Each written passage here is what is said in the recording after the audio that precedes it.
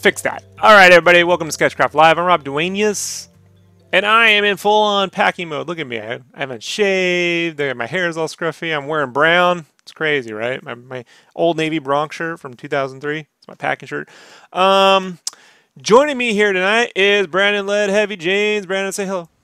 Hello.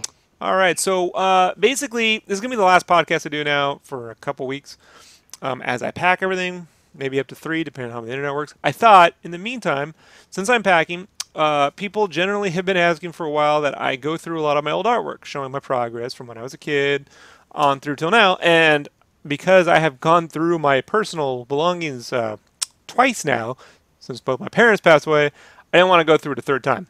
Except now that I'm moving, I don't have a choice. So I figured I'm going to box this shit up, Brandon, and I'm not taking it out again. So if there was ever a time to spend the next hour or two, I don't know, however fucking long it's going to take, let's just go through it all and have a little talk, right? Little trip. I don't have older stuff from before the 7th or 8th grade. I want to say 8th grade. Mostly because I didn't keep anything. I used to throw everything away. But the oldest thing I could dig up was this stuff here. So, Brandon, you ever hear of the Art Instruction School? I want to say it's like one of those they send you something, you got to draw the lion, and you mail it back, and then they send you lessons. Was that That's exactly what this was my first experience in getting ripped off from art education. So, my stepmother talked my father into paying for this, which I think it cost him like $5,000. It's crazy. Holy shit! Yeah, I know. Like he never spent any money on me, but this one time, and so and that's 30 years ago. No, 20 years ago. 1992, 91, 93. Yeah, so that's that's a lot back then. Yeah, it's a lot. So basically, what they do is they send you a bunch of books, and you'd read through the book, and then you would do these lesson plans, like lesson 1, how to draw. That's easy, right? So you'd go through, and look, here's my old handwriting, right? Let's zoom out a little bit here so people can get kind of a full view. How to draw, lesson 1, read and study the book. Look, Robert A. Duenas. Oh my goodness, my old address. Look how perfectly I used to write. This is March 92. And so there would be drawing on a grid, right? It's fucking amazing. And so what would happen is you would do the assignment, send it back, and they would give you a typed feedback from Minneapolis or something. And he would do like trace over. So I got a B on this one, right?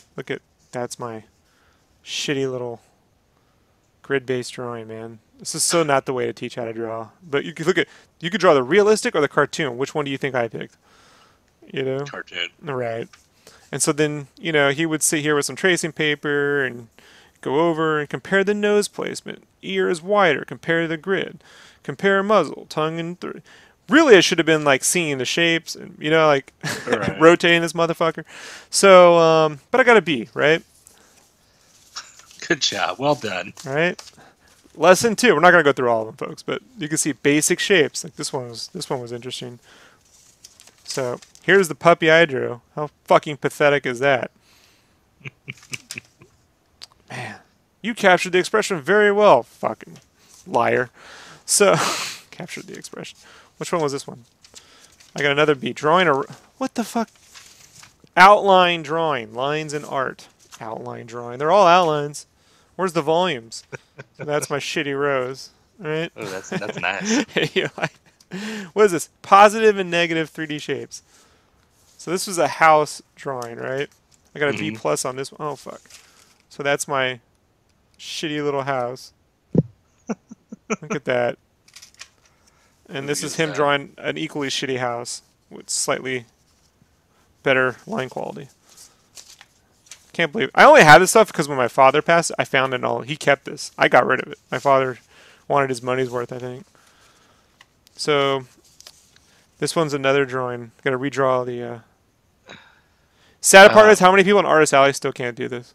Right. Like, Couple people chatting on the chat line here, chat room thing. Internal says, "Such lovely hands, they make magic happen." right. And Look then Go ahead. Crusher says, "You still see commercials for this kind of stuff on TV." Well, you know what's funny? I went to a job when I was in the Art Institute. There was a local animation studio. I bugged for a portfolio review. Like, I'm not looking for work. I just want to go in, take what I have now, and see what you think. And so it was a couple older guys, and we had a conversation, and I mentioned this art instruction school, and they go, "Oh, that's where you draw the fucking dog and the clown." And like, yeah, I conned my mom into that one too. We all kind of laughed. It's fucking retarded. Look at this gritting. God, I mean, who drew like this in 1992? It's fucking ridiculous. So, anyways, this went on and on and on. Let's see if I can get. This was one I really fucked up with painting. Oh, you want to see me painting? Check this one out. Basic color application. I remember this one because this is where I was like, I suck. So, this was supposed to be about painting, right? And here's some basic color unity. Oh, a good way to create color unity is to use a dominant color throughout the picture. I didn't even know what that meant. Red, orange. Like, that didn't look orange. Green here is a dominant color. So, this was... I can still smell the paint. It still reeks, bro. Like, this is so ridiculous. What the fuck is this? I don't know what this is, man. Gary wants to know, how old were you when you did this again? It's 11. 11 or 12. 11. Maybe 12.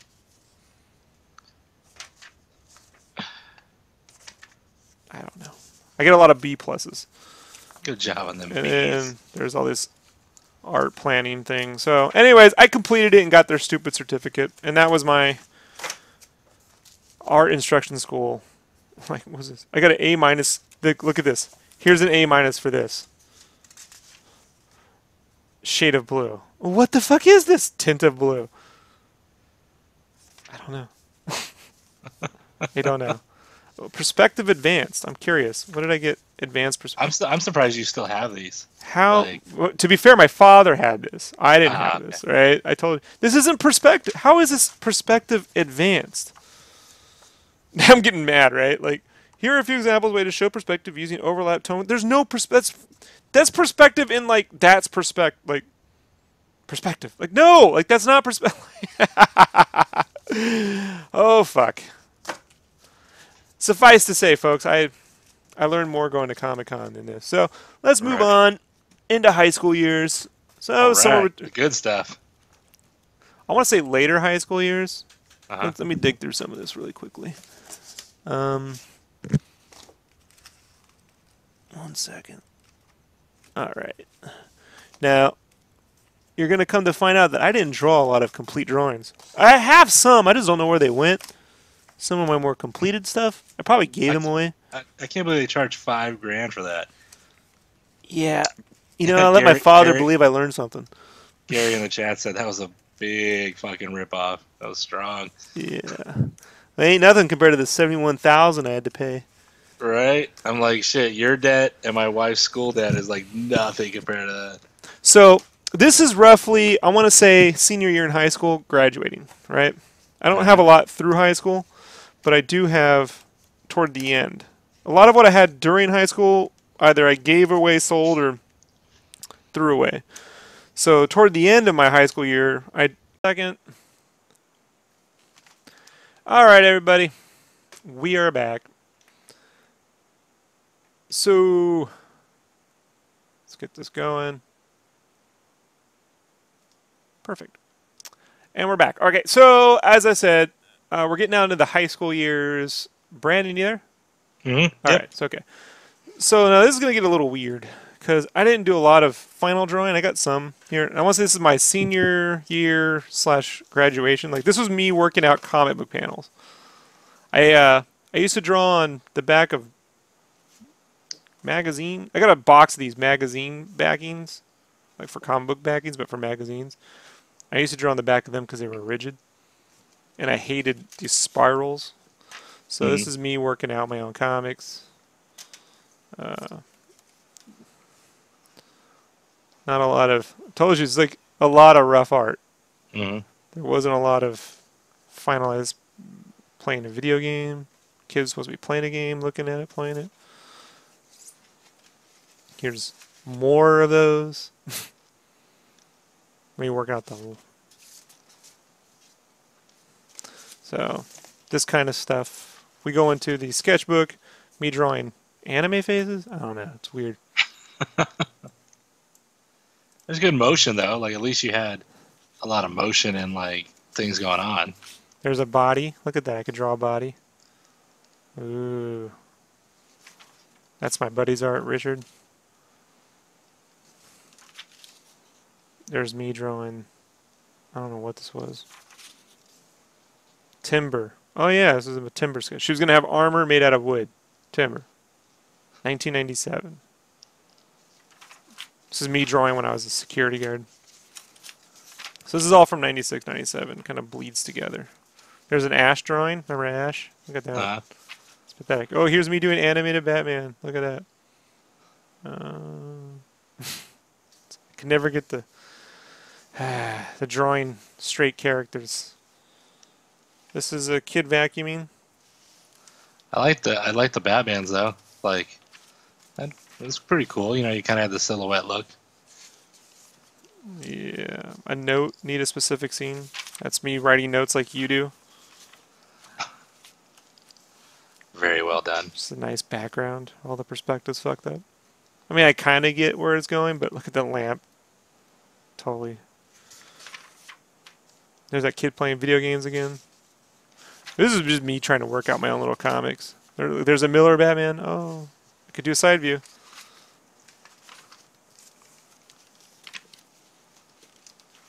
So, here's some more character designs. Some stupid kid.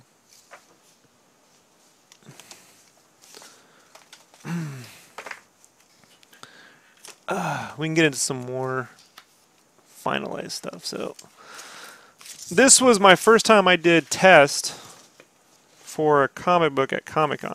2 pages. Oh, 3 pages. And how old were you here? This was 1996. I was about 17. So let me zoom out a little bit. This is going to be... It was based off some comic that these guys at Hercules Comics were doing, so I just redrew their panels.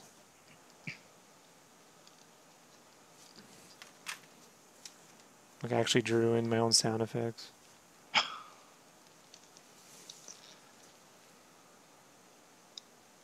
Some big hands. Yeah, I got some giant hands here.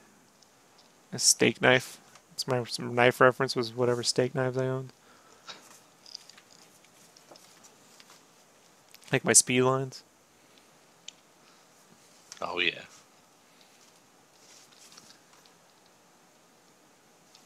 Yeah, there you go. I mean, then I it's gave old, up. I mean, it's old stuff, but it's not bad. This I was mean, me drawing a Malboja looking thing, like a more muscular one. I don't know. It's actually inked, which is a rarity. It's coffee stain. Oh, you want to see a Superman? Of course. There we go. Look at this. Look at this. This is going to be killer. Oh, look at that motherfucker. As soon as it catches up, I will see it. Yeah, 96. I'm waiting for the reveal. Oh shit! Animated Superman. Mm-hmm. Zoom out more. And then here's some Superman sketchies. Me trying to... Look how big this fucking thing is. It's ridiculous.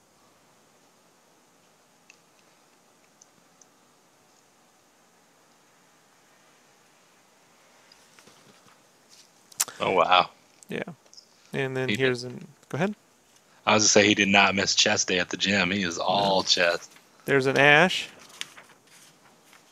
I still say that Ash is rivals what you could put together. Probably. Now, I remember I told you I started drawing little chibi dudes back in high school, and I used to call Huh. this thing Iron Manga. Yeah. If you ever thought I made that up, there it is, motherfucker. Iron Manga. This is actually 1995. I made a photostat so I could color it with color pencils.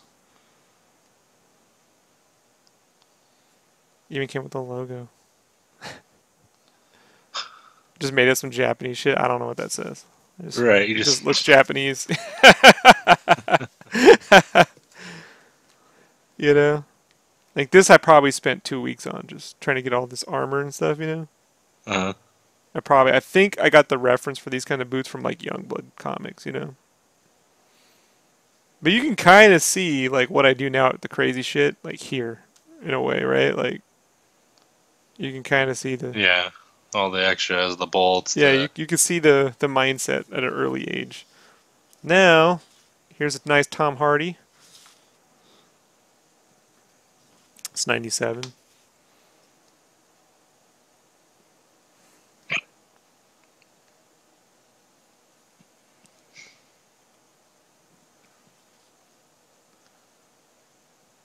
And this was also right after high school's comic I was working on.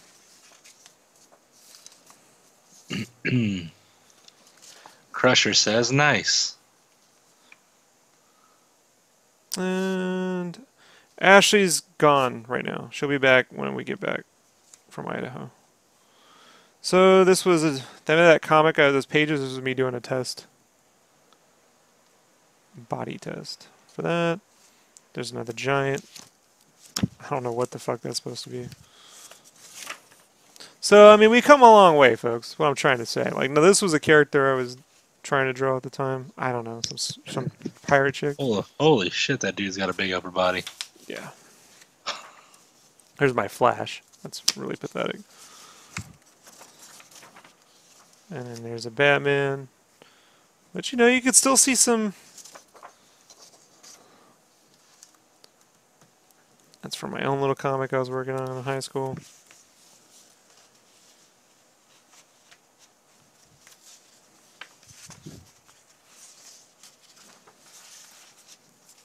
Let's see what else I got in here.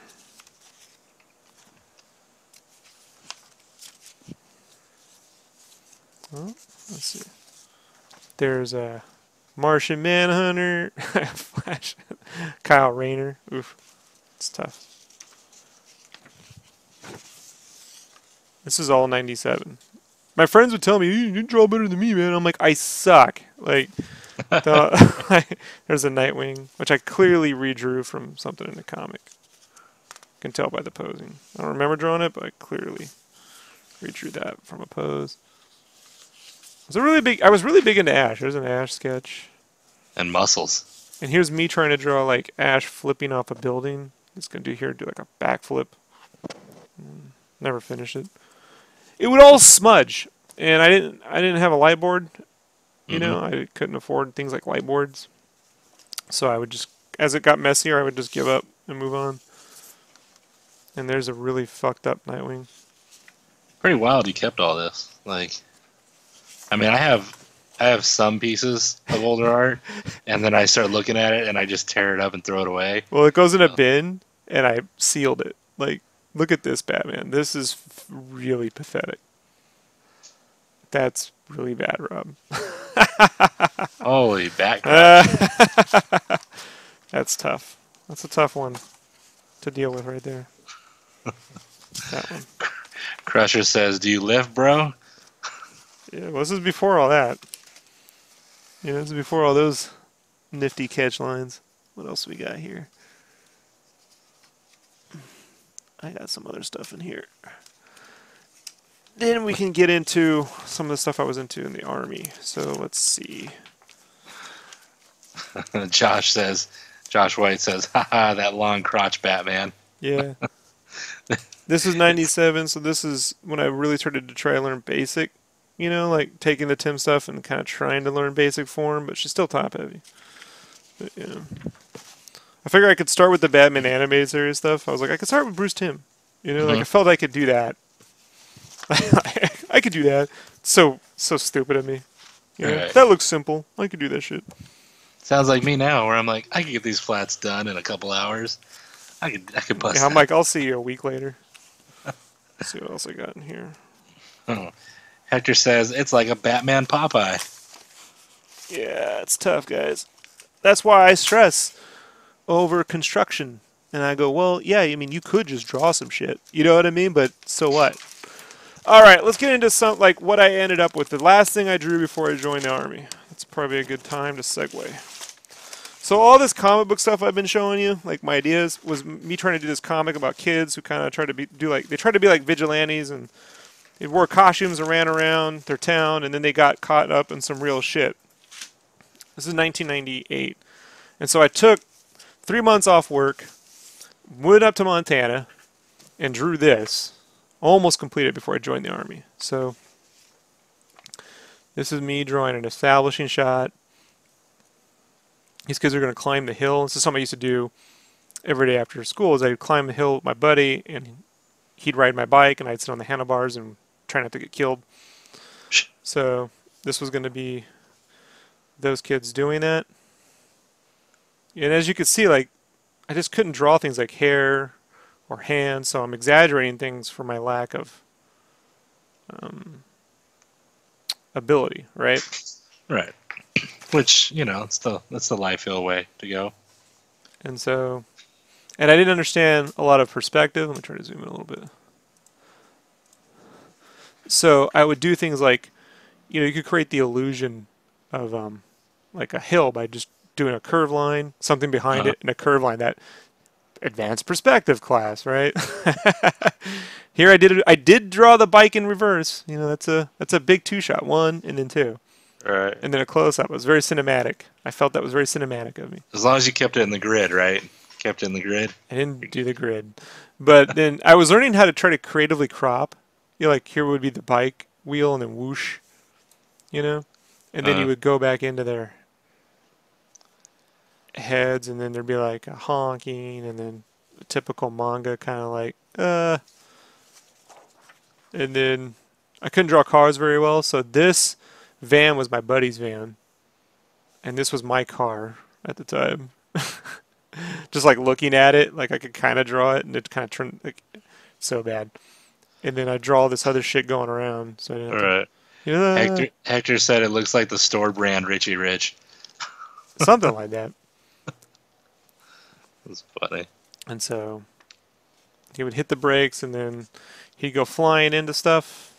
I just noticed you only put 4 fingers on them. Yeah, just put 4 fingers because I had a hard time drawing hands.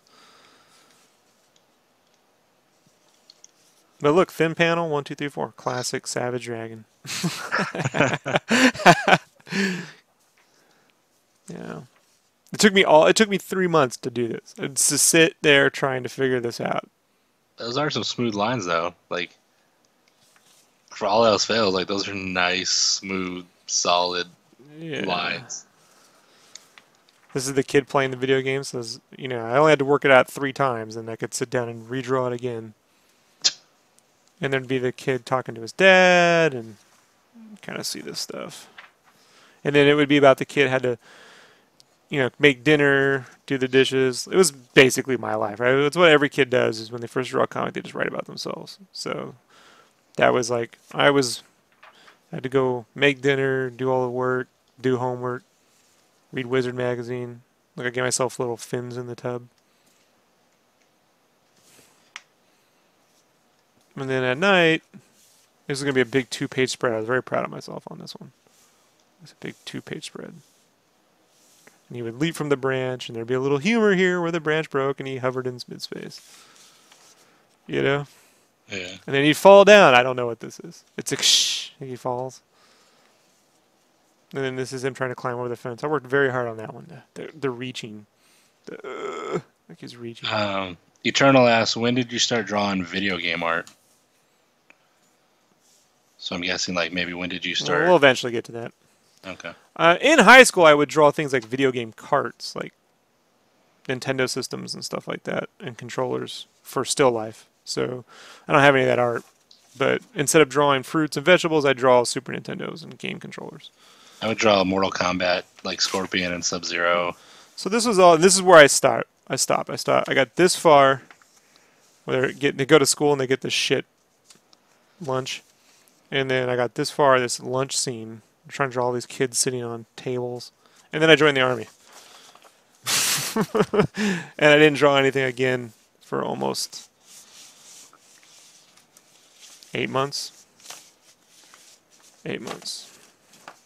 So let me put this away. And we can move into the army. Do you have any questions about this, Brandon, or comments? Not really. I don't. When at this time, right, when you were doing this, the only hard part for you was like just hands and stuff like that, or did you? No, everything, man. I was like everything struggling to make it. Like I could come up with an idea, right, and kind of like through a style work my way through the idea, but they weren't good drawings. You know what I mean? They weren't like based on construction and perspective, and it was like just trying to just draw things a lot of times and then make it legible in any way, shape, or form. Does that make any sense, or am I being too? No, it makes sense.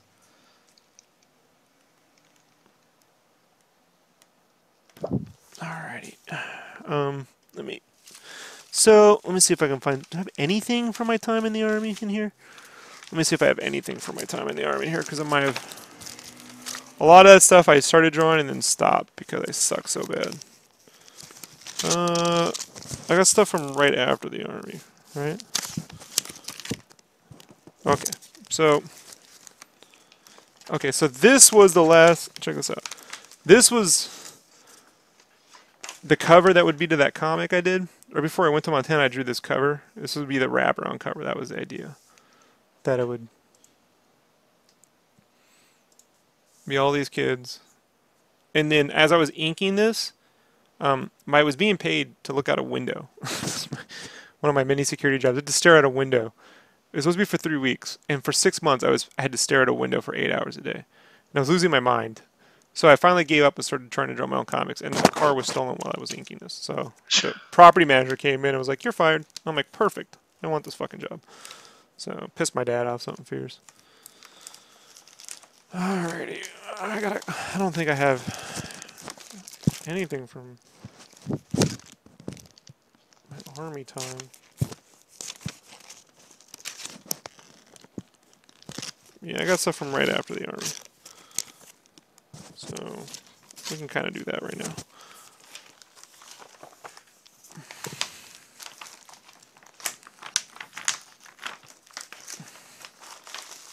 Even though you don't have anything, did you still draw when you're in the army or no? Yeah, I did, but it was like model sheets and construction. Well, I'll explain the process. So, in the army, I started drawing, writing my own scripts, and learning my limitations as an artist. I would draw. I had a Star Wars fan film I was working on before that was popular, and what would happen is I would write spaceship flies up into an area, and I would go to draw that, and I couldn't do it. So I kept realizing that I still had serious limitations, and so I just spent my entire time drawing construction and perspective, trying to understand the fundamentals of perspective to an extent. When I got out the army, I realized I still had limitations. I started working on another comic, again about kids. They would all be like kind of orphans. They'd be like in a orphanage. And these were some of my... You could see here, even here, like I was understanding how to set like a horizon line up here and then actually anchor things into perspective. There's some level of, like it's more. Right. And you can see some of the posing is better, the expressions, the construction is a little bit more on point. These are all just concepts of the characters.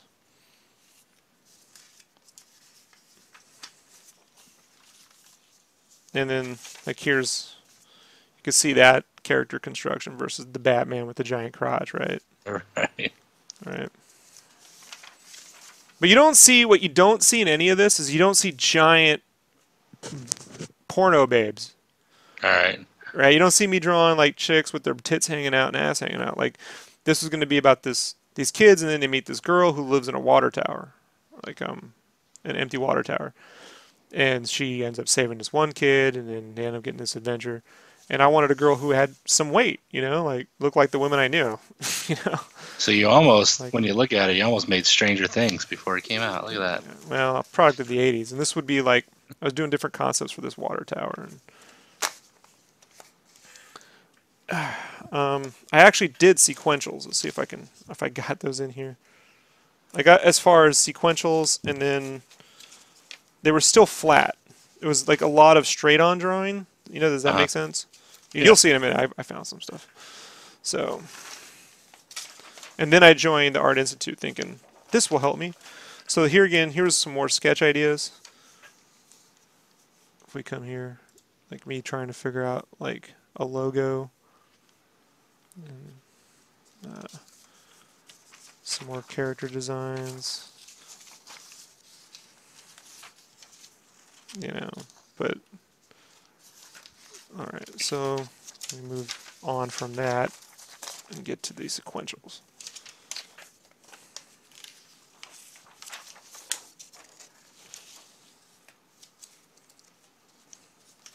None of this is in sequential. So this was me.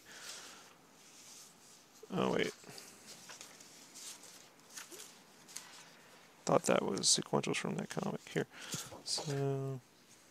Like this would be the kids trying to play. See if I can zoom out there. Video games on a couch. And now here I got a low angle, right? Like you can see me trying to curve, like learning how to curve and bend. Right. Similar to what I do now. Compared to before where you would just draw straight on, the controller in their hand, the face. Right. This took a long time. When you go, well, you know, Rob, I get it. Well, no, you don't understand how much effort that took. You know, and I could only do it in spurts. So I know I have sequentials of that. Like this would have been interiors to that. So where they're playing like I don't know, one of them's having an argument with this kid who's playing video games, and like it's a lot of close-ups.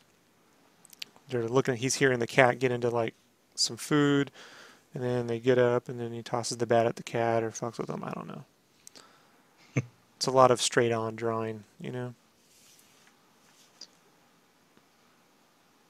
All black and white. So I didn't own a computer. And so, and there was even some pencils I have of this, shockingly. Let's see where we can see him kind of jump off the couch and leap, but... So I ended up joining the Art Institute because I realized I sucked. And I'm like, I need help. And the Art Institute... Wait, hold on. Here's another panel from that. Oh, yeah, the Art Institute had me doing some weird shit. So, oh, wait, here we go. This is an actual panel from that comic. I found one. Which way does it go? So these would be like here... Now here we actually have perspective grids being drawn here. Kids would be in their bunk bed reading and then talking... back and forth. So in 4 years, you know, like there is improvement. It's just it's a lot of steps, you know, to get to. So I joined the Art Institute, and this is one of the first things I drew. What year was that? 2002.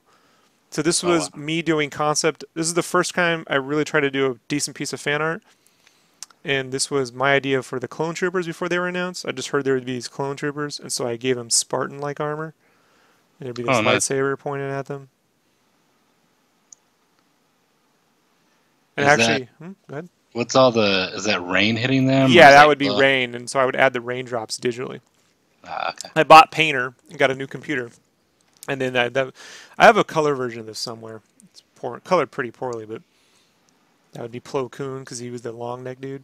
He was the stupidest looking Jedi in the Phantom Menace I could find. I thought, what if you made him cool? You know, like his neck would be like, you know, like Snake Man, you know. So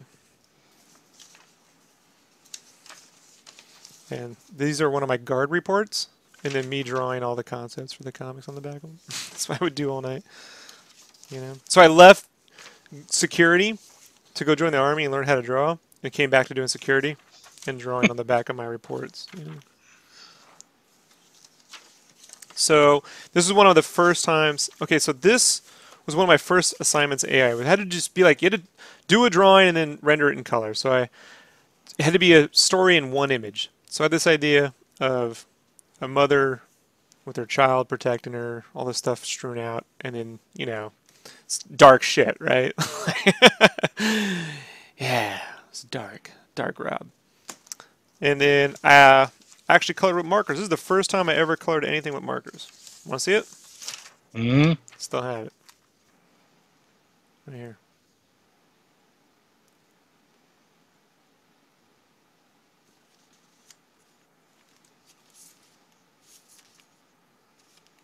There you go. That's it. Oh wow! Look at that.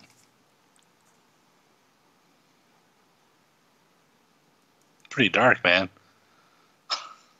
Yeah. Got a dark side of me. And then we had to, I don't know, do another image. So this one I did in marker. It's lengthwise 11 by 8.5 by 14. I just had this picture of a cat, and then these mice kind of hiding out. These were all Prismacolor markers. It's still flat rendering. It's not, Right. But I kept that shit. And then I had to animate something. Take something. You had to take an item. This is stupid classes. So you had to take an item that were like something and make it something else. So I took trees and tried to make them into like little chicklings. So I took these pine trees and tried to get it so the tree trunks would give them legs, and they'd be folded over. They'd be like in this nest. And this is all color pencil. Paid Pretty cool. 71 fucking cool, thousand. though. Yeah, it's paid $71,000. And I did this in my car during security after school. Brandon, yeah. $71,000. And then I had to design a Gorillas poster. So I did this initial color comp, and then I decided to do all these silhouettes instead.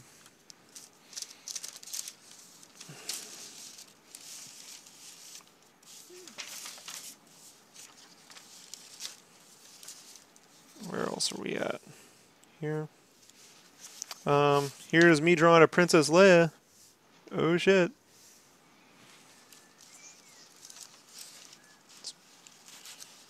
Now, I did try to get in. You know me, I like to push ambition, right? I like to push it. I tried to do something with Star Wars in anticipation of the Clone Wars. I was so excited. I thought this was going to be a good movie. Little did I know it would ruin Star Wars. I had this idea of doing this giant panoramic battle scene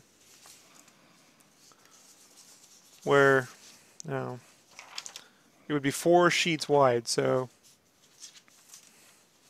it would connect like, can you guys even see this? So like this would be like a walker would be over here. This would be a giant explosion. It would connect to these things. But then the artwork, the trailer had already been out, so I was freeze framing the trailer to get these designs. It'd be this giant fucking drawing. And I just didn't know how to color all that, or even attempt to finish it in any way, shape, or form. And then I stopped trying to be so ambitious. Right. Just remember some of my friends coming over to my house and just seeing, it was 5 11 by 17s wide. I don't know if I kept all the 11 by 17s. This is me trying to draw them in love. And Anakin and Padme. I thought it was going to be a good movie. Little did I know. Right. Little did I know. So how far out are we from? Now this is 2002. So then I go off, in an AI you got to continue to do other projects, right? And if you're pushing yourself, you can improve. So I started animating. And so then I get into this type of stuff.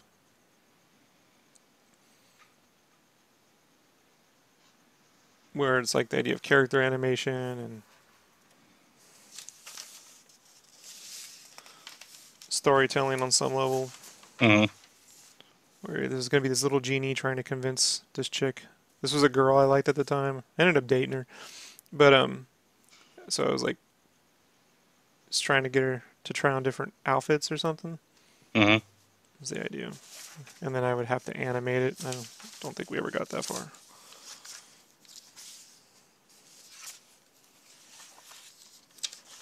It was 2003.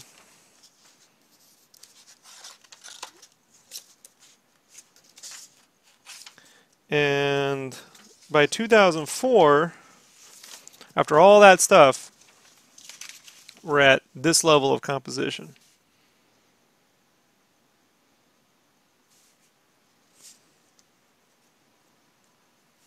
Where I had to do like different house shots and stuff like that. Mm-hmm. Perspective is definitely better. Yeah, but at this point, it's, enough to get a job at Oni, you know? Yeah. You know? And here was a background piece for this Ninja Turtles thing I was doing. I was doing a piece of Ninja Turtles art. There'd be these foot soldiers that were attacking.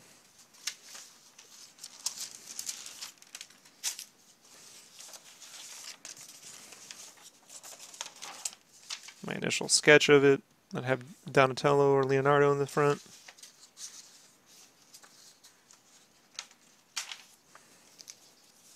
I remember seeing these turtles. You showed me these a while back. So this was the... And then I did liked a model. It had that kind of had that Jeff Masuda TMNT run that he had. Kind of look going. 2004, so I think it was before that. But yeah, same era, right? Same time. So same around that bit.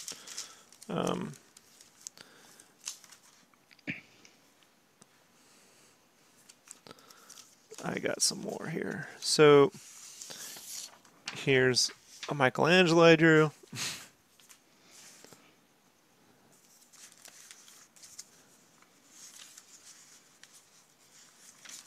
This was me animating a walk cycle. So anything about animation papers, see if I can spend a year. A long time since I've done this. It had cool like flow to it though. You kind of almost had like a graffiti flow to everything where you got the ribbons going everywhere, the feet going one way. So this is me animating a fox character. Stretch and squatch, hand.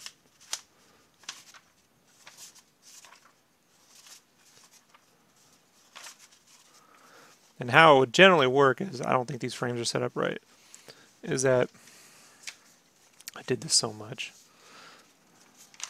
is that you'd have your first frame here, your second frame here, and your third frame here, and this is the one you'd be working on. So you'd be like,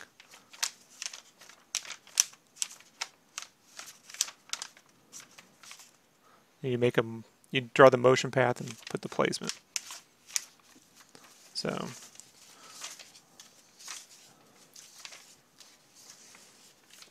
I don't enjoy animation.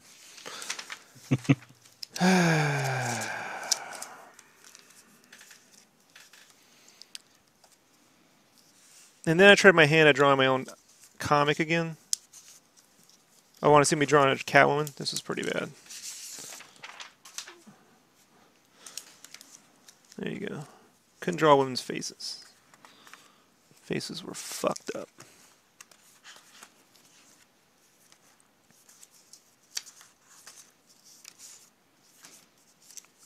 They're very sassy.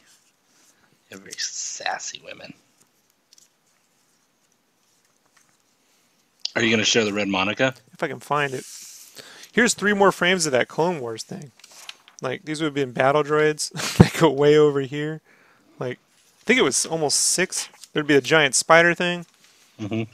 Like, it's fucking crazy, man. I think that was, I don't know, it might have been 8. Why? I don't know. I had this fucking idea in my head that I gave up on, but so just like George Lucas. Yeah. Then I went and tried drawing. Well, that's not yet. What else do I got in here? I can't believe how much you actually have of your old art. Like during college, it's easier, but before that, not as much. Then I think there's got to be something before 2005, I can show that. I want to find that. Let me see if I can find that. That red Monica. I don't know where I put the red Monica. I really don't. I thought it would be in here. It was glorious. I thought it would be in here, and I can't see it. Here's a model sheet I did for the turtle stuff. Actually, look how big my turtles were, which compared to Michael Bay's turtles ain't shit now. Right. Yeah, the red Monica was pretty fucking horrible.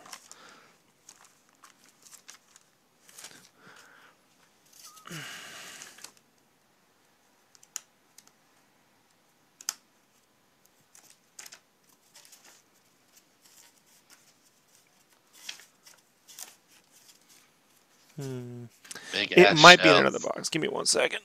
Talk a little bit, Brandon. Why? Oh, joy.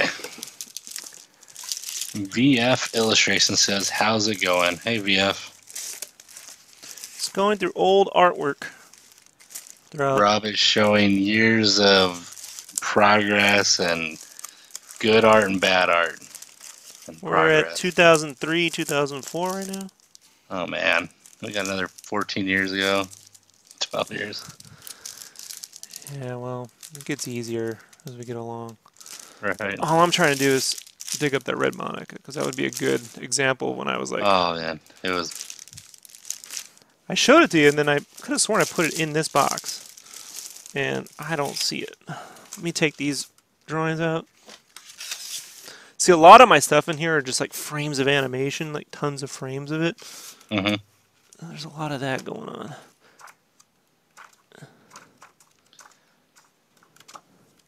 You also got that Luke Skywalker. It's on my wall. Yeah. I have to pack that up. VF says, keep everything. Not really. I used to, but ran out of space. I just hate looking at my old art. I start pulling it out, and I'm like, oh, this is horrible, and I just start tearing it up and throwing it away. Not the new stuff, though.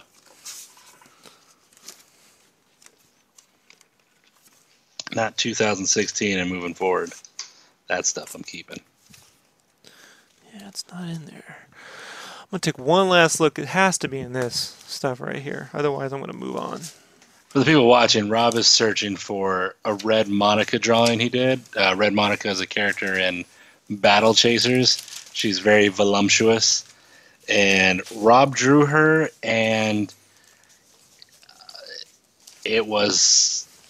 I don't want to talk shit, because... Talk shit. I don't care. It's horrendous. She looks like she's mid-transformation. She's going through a few surgeries. It's... Yeah. Yeah, it was pretty bad. So, luckily you got better. Hey man, for a while there, the women I was drawing were looking like me. It wasn't too good. That's why I laughed when you showed me that Mikasa, and I'm like, we gotta talk. I did it quickly. It was a quick. Oh shit! No shit. Tell me something I don't know. I drew a Mikasa from Attack on Titan, and she looked like me with a red scarf on, basically. It was not a pretty sight. Mm. I mean, or it might be a pretty sight. I don't know your taste. No. But not for you, but maybe someone out there. No. There is none. There is nobody. My wife. No, not even her. If she woke up to that, it'd be over. Steven, and I can't say your last name, so I'm going to say Steven Z, says the Turtles designs are pretty cool looking.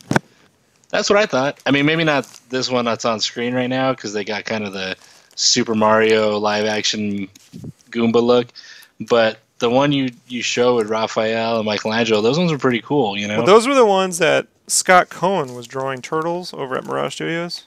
Uh-huh. And he was frequently on the boards that I was posted on, and he offered to let me draw a backup story for free.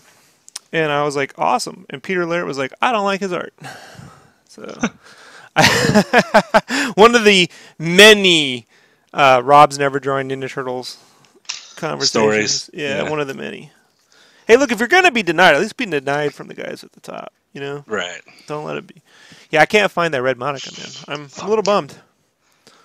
I'm a little bummed. You know why I can't find it? Because I pulled it out to show. Well, that isn't. None of this is gonna sound right.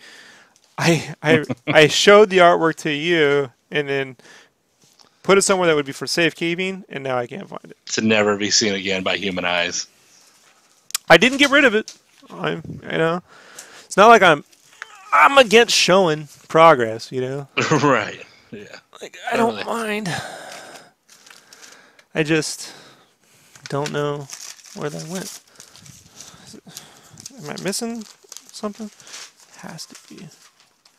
Has to be in here. The last thing I have in here. No, it isn't. It isn't. Well, I'm going to move on because this is ridiculous. At some point, folks, I'll find it someday and we'll return to this conversation. So, let's see. You there, Brandon? I'm here. So, I drew this red Monica and it was horrible. And I knew my limitations. What were you going to say? I was just reading some of the chat. Crusher says, well, it is in the safest place possible. And Eternal said lead heavy probably took it home with him. No, Rob showed me over online. If I would have saw it in person, I would have asked to keep it because it just was so...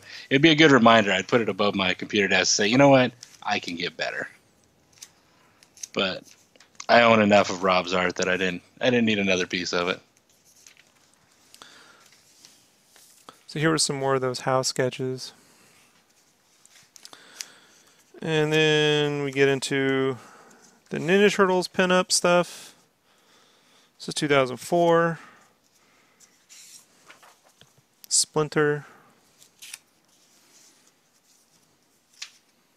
Me trying to do a fight sequence with those giant turtles versus Shredder. It's got way too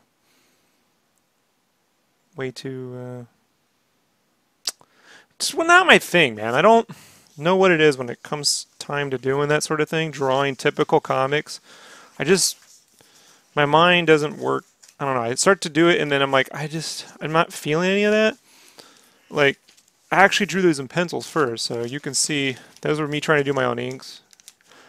But, like, here are the pencils for that.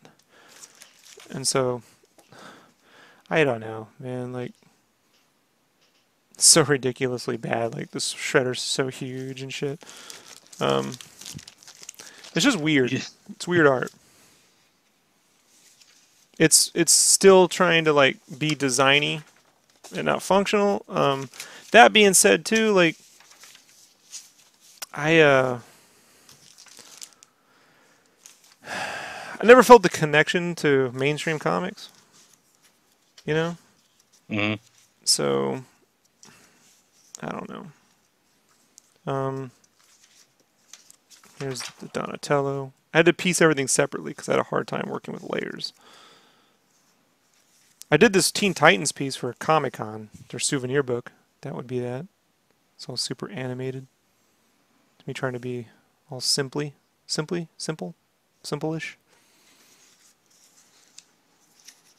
It's right around the same time like Sean Galloway was posting. So there's a lot of that designy animation style going on at the time. Yeah, but I mean, it looks good. I like the clean lines with your shapes that you have all pop out. It's very 3D. Steven says, badass Splinter. Mike says, so weird. And Eternal says, by the way, this has been highly enjoyable, Rob. Thank you. So I'm just going to keep going, guys. We got more to get through. So this is me trying to do an animated Batman Begins after Batman Begins came out. And there was no animated style, so this is it. And some people have since done renderings that pretty much mimic this look, like the actual look of it. I did this one and a 3/4 pose, and I've seen people actually repaint that 3/4 pose and take credit, but I'm the first guy who put it on the net, so very proud of that one. I tried to give them the Frank Miller Ninja Stars people that I just drew swastikas, so that was tough to explain to people. You know? And again, this is all like, at this point in school, I'm at AI. I'm not drawing anymore in class. They got me all doing 3D. So the only way for me to draw is this shit when I get home. you know? And like, I'm already fighting with the school because I went there to draw, and I had 3 drawing classes, and everything else is video production 3D, you know? And I got so mad, dude, you know? So I'm trying to learn how to draw, and I would take these things into class, and my teachers would look at it and go, what the fuck is this, you know? Like, so there's another Donatello piece. And all these color ones are up on my DeviantArt if you go way in the back. Leonardo, this is 2005. This is me with that Batman trying to do a big tornado piece, like trying to do curvilinear perspective. Trying to warp. Like the buildings actually warp around. That you can, they actually... I don't do drugs, man, so it's hard to get my head around that. Hurt my head, that one. You want to see one of the first jobs I ever did that I got fired from?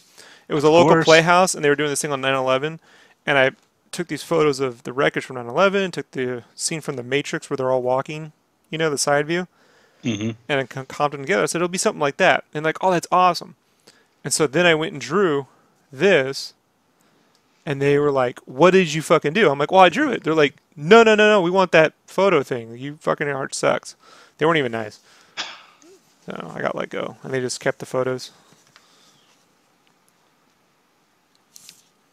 So then here's me doing this Clone Wars piece. You've seen this one with the girl with the Twilight with the lightsabers. Right. So you can see here, I'm already now, because I'm doing 3D, I started adding the construction lines and trying to build my characters like I would the 3D models. And I would set this up first and then do details over. I'd reprint that out and do the details over. You know, and then I tried to fix, you can see here there's 2 different, like I kept that arm. This is one of my initials and I hated it and I went back. It's 2004.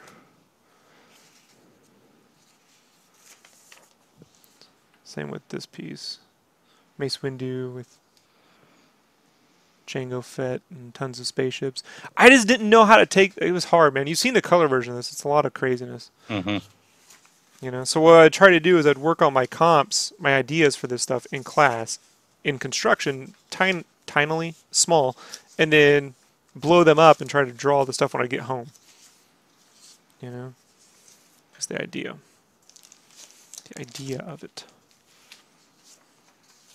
Here's a animated Liam Neeson from Batman Begins. Right? Look at that. And animated Ninja Bruce.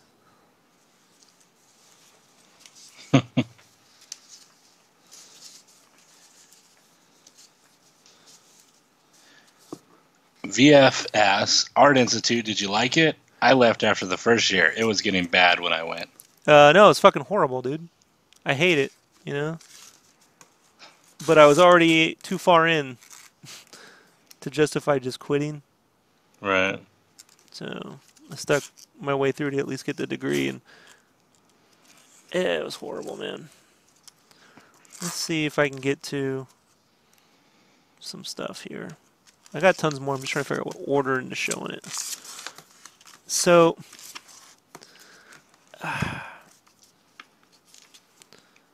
all right.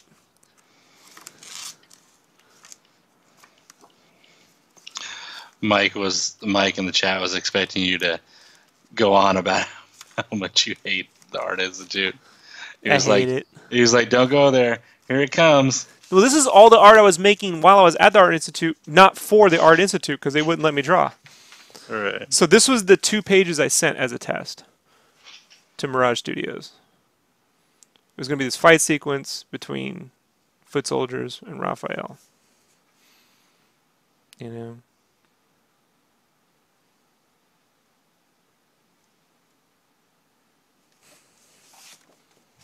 And they said no based off these? Yeah.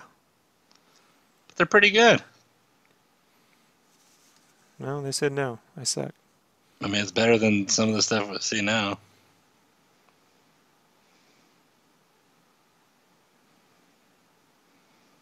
Did they say why? They give you reasons? They're just like, no.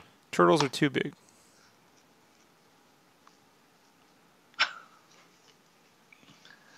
Too bad you don't have it. Did they send it letter form or email form? Email. Too bad you don't sell that email. Nah, I don't have the email, but it's a true story. Kyle said, "I just jumped on. Is this old Rob art?" Yep, this is old Robert. You missed it, Kyle. We started in seventh grade, and now we're at college years after the army. So we're Remember on. those the so I drew women poorly, right, Brandon? Like this Red Mm-hmm. Monica. I Oh worked yeah. really hard, and after 2 years, was able to get to this. Like that's So I'm not saying those are genius faces, but it was this geisha project. Uh huh. So I'll catch up here in a second to this. There we go. Oh yeah, that's way better than the Red Monica. right. Like these ones, like yeah, I'd hit on these women, but your Red Monica, I'd have to be plastered drunk to even flirt with her. I wish you found it, man. Like it's just crazy to see At how some far point, I'll you've come. find it, and we'll do. That's we'll You'll do just have to another. post it on Instagram or something like a throwback or throwback Thursday or flashback Friday. Okay. Fuck.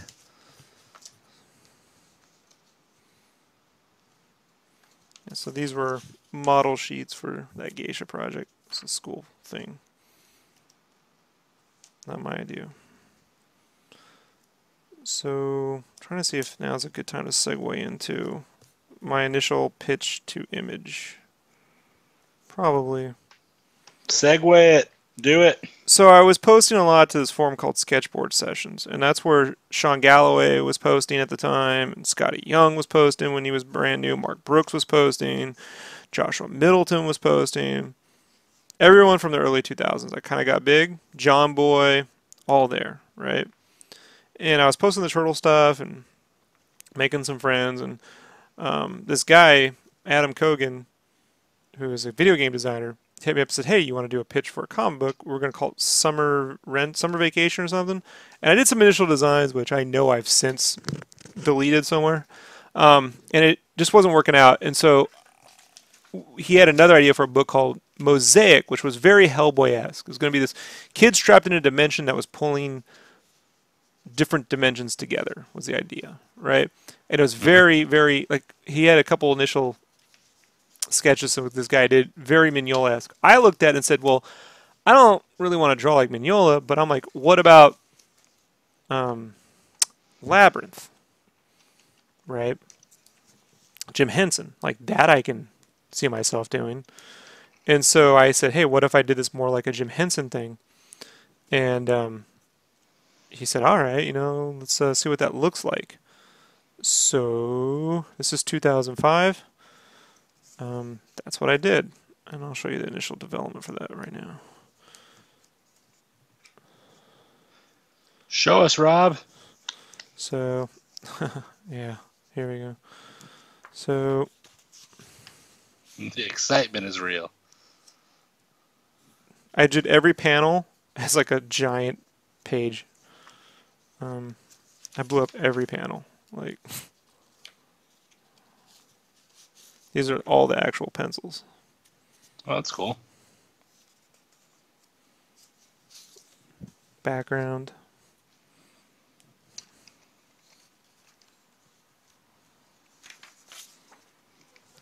Characters over a rough background I already drew. I just printed out in blue. I was working at Kinko's, so I would sketch these backgrounds out on my lunches. A lot more details. It's the same details, just clear. Like, that's the thing. Like, here's my rough pencils for layouts. Well, I mean, like even the hair looks more Right. Yeah, like yeah. detailed and. So, like, this was like a typical page layout where I'd kind of block in. He's trying to use the remote. He's like, it don't work. And she's like, you hear that? And I think they make a packing. I had this idea for like a list. And she would make a list, and then he'd be all decked out in gear. They gave him a bat with a nail through it. There'd be these creatures rummaging through their house. And so they hear this noise.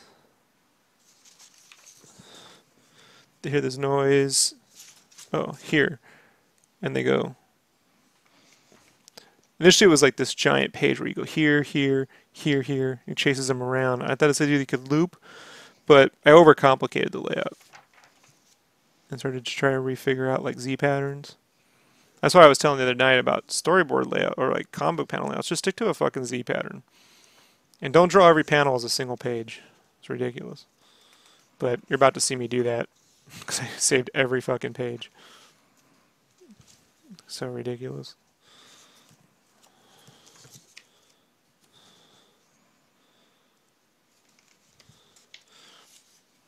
And these were all my initial super rough sketches that I would scan in and reset up in blue and kind of trace over.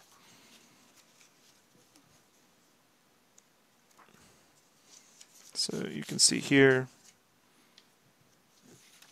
there's a close-up. Here's another. Getting more like animation, right, than a comic book. This is him chasing off these knobbies, and there's one flipping over. So it would kind of be flipping and looking back at him. I was all proud of myself. I'm like, one would have a tail coming off.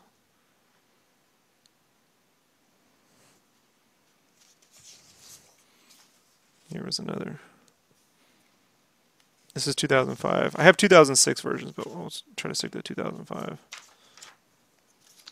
Here was a panel with him with the bat. He was like, "Get the fuck out of my house, motherfucker." You know, like It's my house. yeah.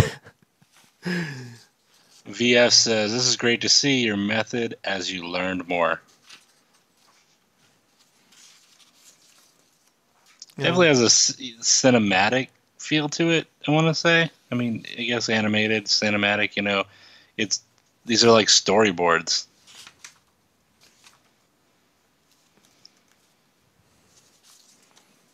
So this would be him swinging the bat, trying to chase off these knobbies. And then behind that would have gone this layout.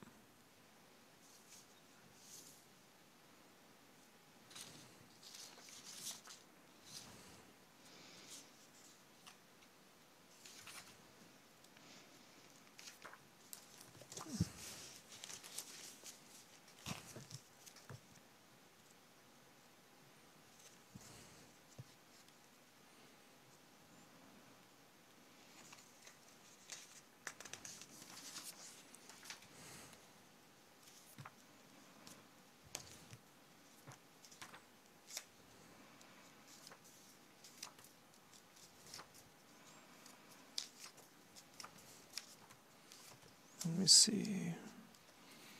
And then eventually they'd look out. They were supposed to go on top of the building, look out, and see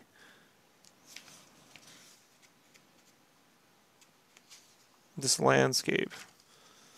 And so, like, this was like me compositing all these drawings together, where there was this panel, and then they'd look down here, and there's the pin up of this coming, and then they chase them, and then they're coming out of a window. Then there's this, then there's that. It's crazy, dude. Like, it was so complicated. And then there'd be this giant 2-page spread of the city. They would be here, looking out over this giant, vast landscape. And I had no idea how I was gonna fucking even do that. Like, I was like, I don't know, man. Like, again, I've trapped myself into a situation where can I just fucking, I knew it would look cool, I just didn't know how to do it. Right. You know, and there's a reoccurring pattern in my life. To show you the difference, right? So here's how crazy I was getting. There's her on this ladder, right? This fire escape. The idea is that she's supposed to come out on the fire escape and then look over, and I was trying to get artsy. This is how big I drew that panel. You know? Yeah. Josh White says, got a nice style going with these ones here. Kyle says what Brandon said, it feels more like a movie than a comic book, very cinematic. And Josh White says, big improvement. So that right there is almost 10 years difference between 1996 and 2005, 2006. But that's 2000. I'm gonna be so good in 2026. Woo! That's 2005. So we went to Comic-Con, and what we did is we just walked up to editors and pitched the book, and no one wanted it. So I went back. Was that frustrating? Was it horrible? No, it was just part of the deal. So I went back to formula, and I tried to simplify. I didn't think the idea was bad. I just thought my execution of the idea was too complicated. So I took some constructive critique from friends I had, and you know what I mean. What do you think Mm-hmm. about this? Oh, you want to see? Check this shit out. Here we go. I have these. All right. This shit I all saved.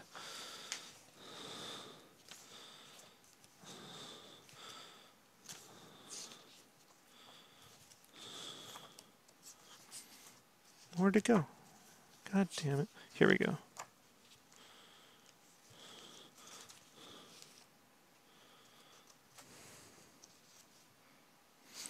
Like here's like an 11 by 17 of that giant page. Me trying to work out how to do it all. I couldn't draw that tiny. That's why I blew her up, drew her separately, and photoshopped it.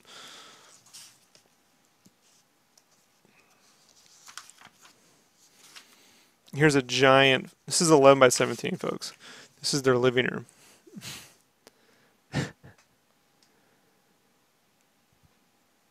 So the TV would be up here. This would be the window. It's all their stuff, couch, and the kids would be sleeping. TV Oh tray. wow. Yeah. And a lot of this is modeled off how my room was set up when I was a kid. So like I didn't have shelves. I had these shelf holders, and I took my closet drawers and put them up for shelves when I was a kid.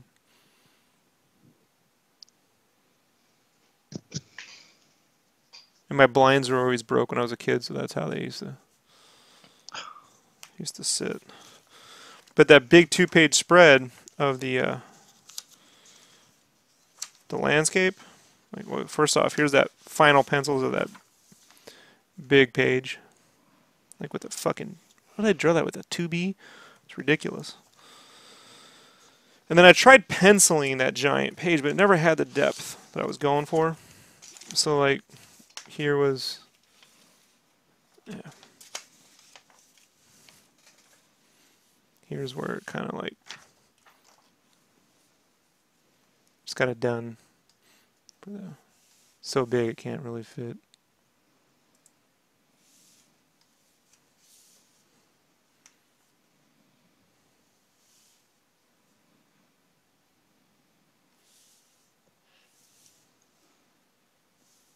So I thought a lot more might be added in color if I could find the right colorist. Mm-hmm. So my initial idea was more, and then ended up the limits of my capabilities as an artist. So I took the whole idea back to formula, got some advice from friends, and asked Adam what he thought. He didn't like the design of the girl. He thought I made her too pretty. She's supposed to be kind of nerdy. I still disagree with that, but, you know, he's the writer, so I had to fucking... I did that. Well, I had to do what the writer said. Now I don't. Now I'm like, well, fuck, I'm drawing it, so either we do it my way or you find another fucking artist. So, because I don't like the way she came out. But the idea is I would make her... He wanted her with like a bob cut and nerdy looking, which I was like, whatever. I'm growing her hair out throughout the issues, so it's gonna be like 3 issues. So the idea in my head was that okay, she can have that bob cut, but by the time we get to issue 3, she's gonna have a full head of hair, you know. So Right. I was like, are you fine with that? And he's like, yeah, that'll be fine. I'm like, thank you. So let me see if I can. Wow, it's all here. Okay. So I'll show you how I rethought some of this stuff.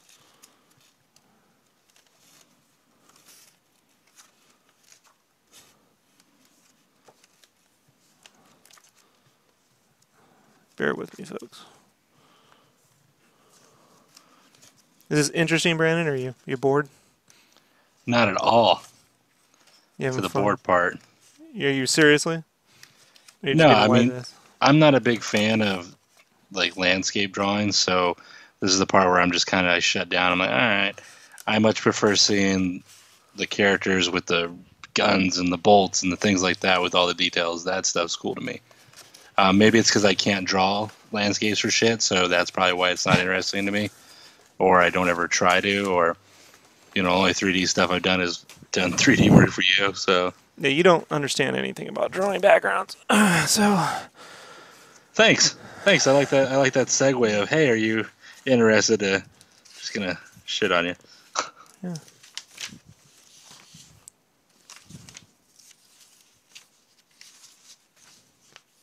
Here was another sketch. So I started with the two-page piece, and I was gonna.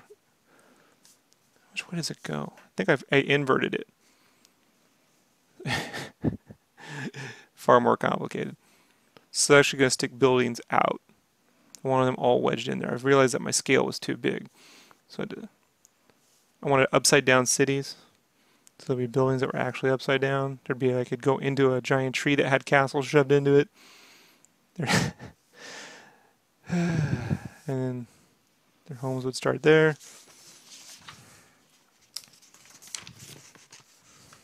And these were all just for just like a page or two? 2 pages. Jesus. I had a hard time grasping this concept. Like, this was even a giant landscape where I could do the curvilinear, where maybe it would come out like this.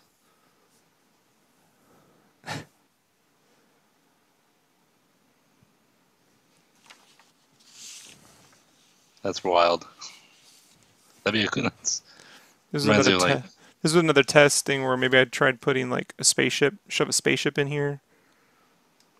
Like I don't know, it was hard for me. I was trying to, get the sense that there's multiple dimensions smashed into. Now I know how I would do it. I just paint the fucking thing, but I couldn't paint the thing at the time. I had to draw it all, and that's where, in my head, I was having a hard time with that idea. And I wasn't drawing fan art. I didn't come home and draw Batman. I came home every night after work and school and worked on this. This is all I did, Brandon. Like this was initially, from the initial pitch in 2005 was that Nobby's like trying to get into cans of soup. And that page eventually became, after I came back from Comic-Con, where is it? Here we go.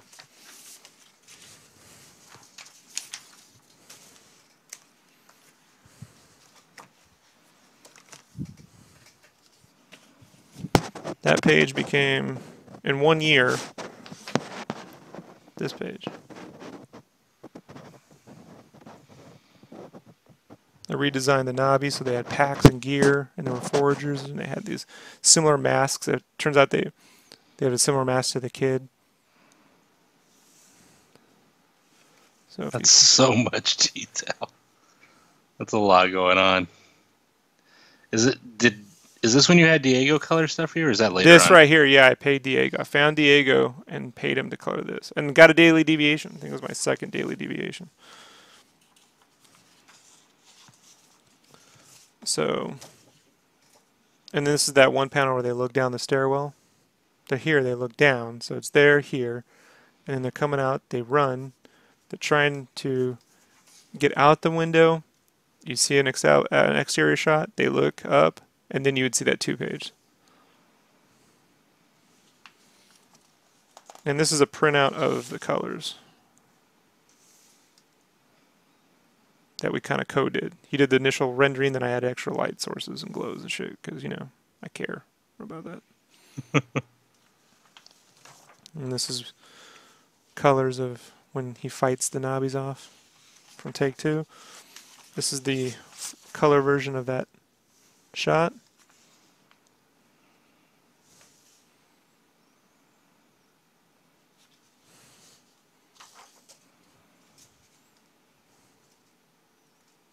So this is that.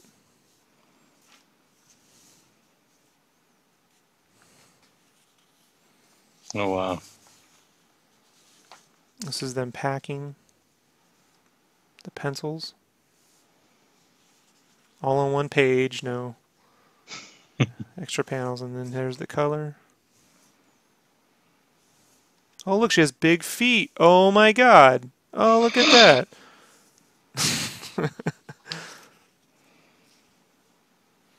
So that we took back to Comic-Con 2006 and signed a 3-issue deal with Image. Eric Larson gave me the thumbs up. Jim Valentino was editor-in-chief at the time and approved it. And I was like, I'm finally going to have a comic at Image. I fucking did it. And the real fun begins, folks. The real fun began. Tell us what happened, Rob. Here's how it works, folks. Right? At least here's how I did in 2006. You have an idea. You take it to a bunch of publishers. One of them goes, we like that. You've got one of two options. One, they publish it. They pay you nothing up front. They only pay you if the book makes a profit. They retain the rights to the property and the artwork for 5 years. Two, you pay for publishing, you pay for, whatever fee, your own pays, your own, like the writer or whoever, you cover your own pay, you pay for the printing bill, and anything that comes in, you keep. Well, who has $10,000 lying around? They can just print a comic, right? So everyone takes the they publish it deal. Well, the writer didn't want to do that, but he also didn't have money to pay me. I didn't understand this concept. I figured he's a game designer. He probably just had money lying around that he was, I never bothered to ask him who was paying for all this. These pages I paid for to get colored. That's why when I added extra lighting effects, like here I blurred this out. This was all in focus initially, this background. I blurred that out. I added these little, this was just pink background. I added this splash of color back here. I added little hair glows and extra things and lighting bits on it. Blurred her face out. And eventually Diego caught what I was doing, but he was like, oh, I don't want you to change anything because it's my thing. And I'm like, it's not it's a fucking independent book. You know what I mean? It's not your thing. This isn't DC. So, he never wrote the book. He just never wrote it. And so for a year, I was like, I thought we were making a book at Image. And meanwhile, I'm in my final year at AI, and I'm like, I'm fucked. Like I got nothing going on. I had a job doing T-shirts, but I mean that wasn't. It's drawing like it's tattoo art. You're drawing wings and motorcycles and shit. Right. I thought this was my future. I showed this off at every con. Everyone's like, this is what I'm doing next. Like, oh my god, this is. People were asking me about it. Like, when are you gonna do this? Oh, and I'm like, oh, we sold the deal. Nothing. And if you look at the room and what's going on, kids in the room with all this stuff, this is essentially what I had been doing 10 years prior, right? So, like, I started out drawing a bunch of kids in their rooms that go on an adventure, and then I actually sold a book about kids in their rooms going on an adventure. I saw this, like, direct continuation, this through line, I thought I was, like, meeting up with destiny, like, this is my, I even put little Ninja Turtles up in here. That's my character Yam. I have the coloration of his sweaters based off Freddy Krueger. Because I wanted to have like this little dark side to him. So like I was like, it wouldn't it be cool if he had the same coloration as Freddy Krueger, and I gave him like a Casey Jones mask, and so you mixed a lot of things you liked. And he just never wrote anything. And I bought a booth at Comic-Con for the next year. Spent $800. You know what happened to that? I finally threw away the money orders. He never went. We didn't have. I couldn't get a refund from Comic-Con. It took him a year to get me the money orders back, and by then I had to file this whole thing with Transwestern because I didn't have a fucking bank account.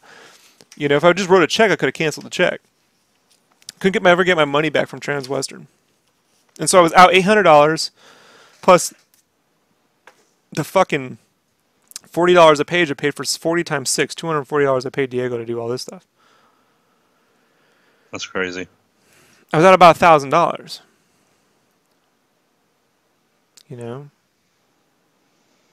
And so the guys over at Ape Entertainment liked my Mosaic pitch and asked me if I'd be willing to do some stuff over there. Well, before I get to that, actually, it's not. So that happened simultaneously with something else. Simultaneously, I got an offer to go work at Play Magazine. That's when I started doing video game stuff. Not so much to work in the magazine. The guy who owned Play Magazine wanted to start a line of graphic novels based off video games that you could then turn into the next video game in a series. So his first book that he was pitching was that he was putting together was based off a video game called Death Jr. And he wanted the graphic novel to be the basis for the next game in the series of video games. They were all on PSP. But Dave, the owner of Play, Dave Halverson, had this idea that it would be a console game, not a handheld. It would feature Dead Jr. and a new character, an angel called Silence. And so he hired me on. I'm going to show you how I get myself carpal tunnel. People want to know how did Rob start drawing digitally? And I'm going to show you exactly how and why. So I did an initial pinup idea. I had one way to design. I only had one pinup for that Comic-Con. It's 2008, 2007. This is all occurring simultaneously. I'm going to talk about the play thing first, and we'll get back to Abe. So, Okay. because, well, I'll show you, man. Go ahead. Go ahead. This stuff's all out of order. I'm Right. trying to draw a through line. So Dave was talking to me while I was working for Ape, trying to draw this thing called Monstroids, right? And so the idea that they had a deal with a guy named Kevin Grievous. He created the Underworld movies, and so Kevin was going to do 4 books through them, and each with a different artist, similar to Cliffhanger, right? Like I figured it was like Kevin's little Cliffhanger, and that's how I said it. It was like Cliffhanger for Kevin Grievous, right? And they're all like monster themed books. Mine was going to be a book called Monstroids, which is basically like the Avengers meets RoboCop, meets fucking monsters. I have issue 0, I believe. So I did this initial pinup to get the job. We want to see how you would draw these characters, because they had designs and they didn't like them, and they wanted to see how I would draw the designs, and I kept the original art. Let me dig this up. How do you feel about that, Brandon? About someone signing you up to draw a book? You do all this. You see all the work I did, and then I don't get to draw the book, and I don't get paid. How would that make you feel? I'd punch him in the face. You see all the work, right? Yeah. That's not just a couple things that I drew. I mean, look how many people, then I went back and fucking figured it out, got the book sold, And I don't know, man. I look at that like. The thing about that is, look, Adam's a nice guy, but he recently hit me up. He said, "We got to do Mosaic sometime." I'm like, "You need to leave me alone." Like, no offense, dude. Like, I like you. Like I would, if we wanted to hang out and have a beer, fine. But we can't ever work together again. Right. Like, you stiffed me for $1,000, which ain't nothing compared to what some later business associates would do to me. But, I'm a sucker. I'm not a sucker in real life, but as an artist, I've been a little too trusting, right? Yes. Perhaps would be the word, Brandon. A little too yeah. trusting might be the. So I did this pinup of Monstroids. They already had these designs, and I drew the designs as they were designed my own way. And so it was just gonna be a pinup, and I was competing with 3 other artists. And so this was the Monstroids pinup that I did. So this main character would be Frankenborg, and this dude was called Crunchbag. And this was supposed to be the monster from I don't know, his fucking name was Lockjaw or some shit. This is going to be like another, I don't know, some other fucking monster. They got rid of him. And a werewolf and Dracula kind of dude.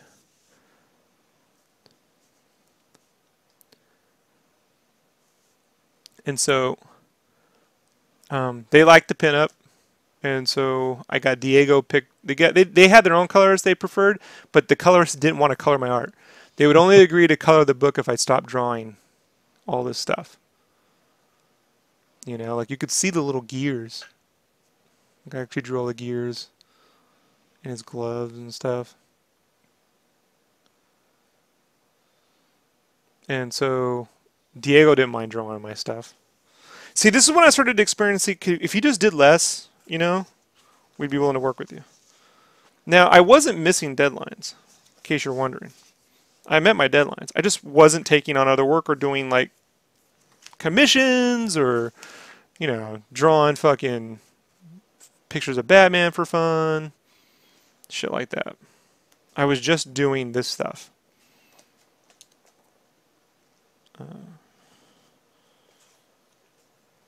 So based on that particular piece, they had me do a 6-page preview for Comic-Con, or Free Comic Book Day it was, for Free Comic Book Day, where the Monstroids fight a bunch of monkeys. It's fucking crazy, literally. So There's a thin establishing shot, Eastman style, or Larson style, right? Look, I got the nice Stephen Platt moon. These are all pencils, by the way. These aren't inks or nothing. And then these evil gorilla characters. And they insert the whatever in there, and then they... Oh no, the monster are here. Where is that?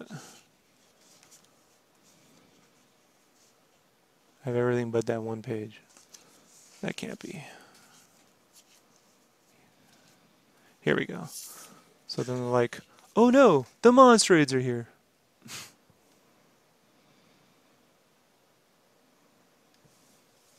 And then they're like, we will stop you. And then it's like, no, you won't. I will fucking kill you. You know? Ah, damn, so much stuff. Like, how long do you think a page usually took you? How many hours? 12 hours. Oh, Jesus. And so then they would be like, we're going to destroy you. Here's him with the bad rock bullets. You like that shit? So all proud of myself. They're like, it's a little violent for children. I'm like, no, it's not violent enough. Like I give him like chainsaw gun. Like it's gonna come out and be this giant chainsaw gun.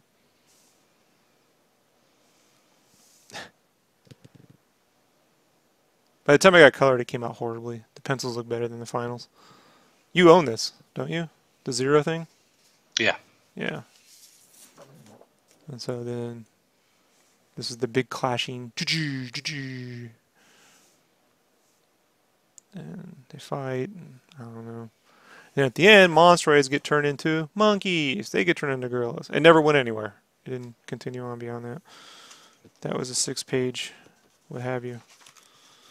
So, at the same time, I got picked up to draw for play, and then I did this Dead Junior promo for 2008 Comic-Con. And created this character, Silence.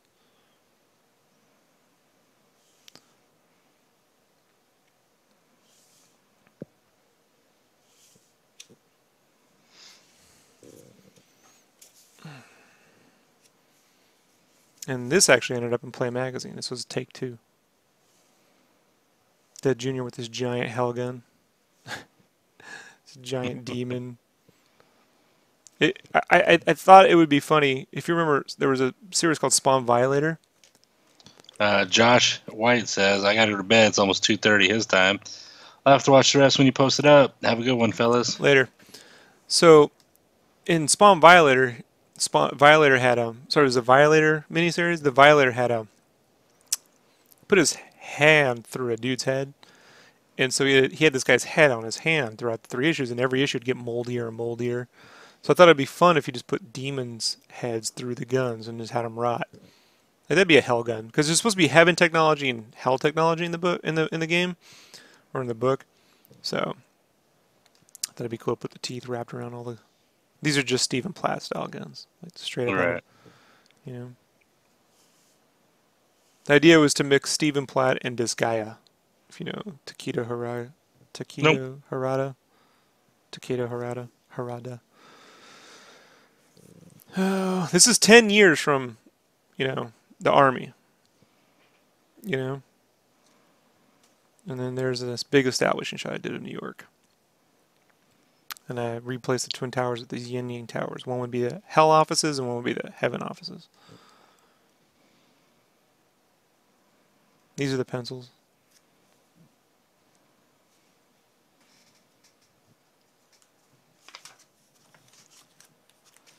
That's a lot of buildings.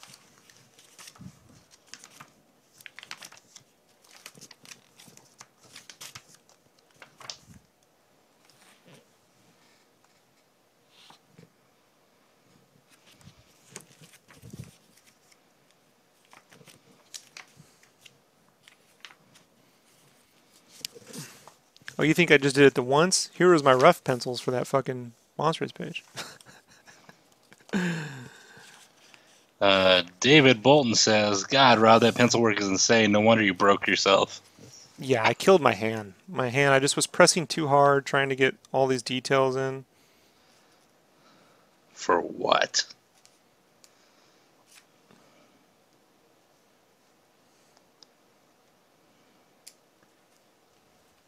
personal growth.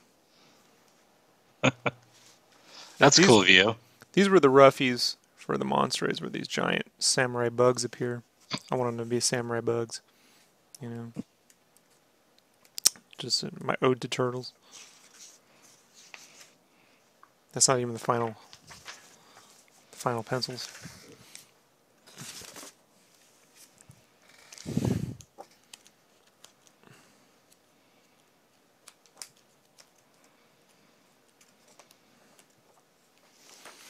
I'll bring up some final stuff.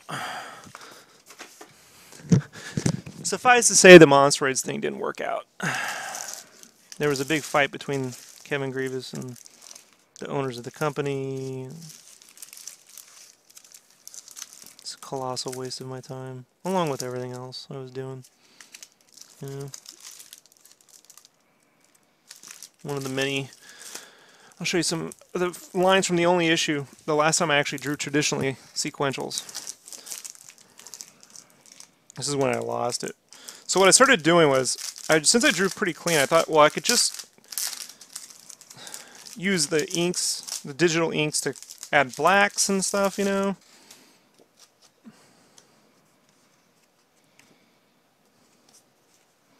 I don't know where I put.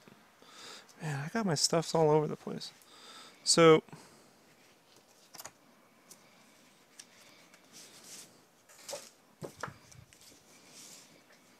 like this was a 2-page from issue 1, where they're in like a giant danger room, fighting this giant robot. Jesus Christ. Yeah, Megan Hetrick. Fuck. Megan Hetrick was starting out, and she was on the 8 forums at the time, the internal forums, and she's like, I feel sorry for your colors. So the first time I ever talked to her.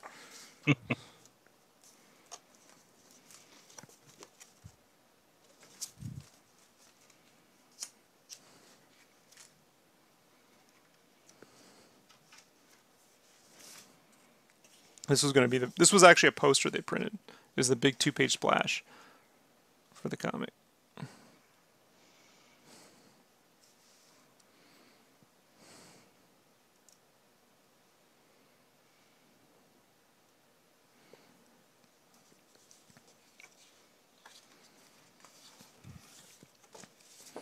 And this was the last free comic book day thing I ever did, the cover.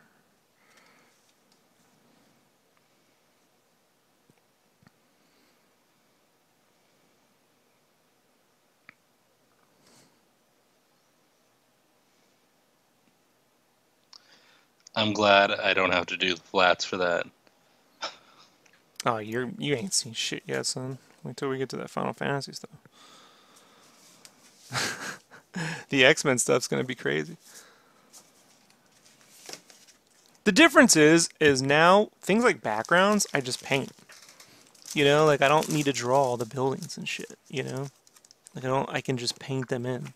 So, in that sense, I've automated a lot of stuff.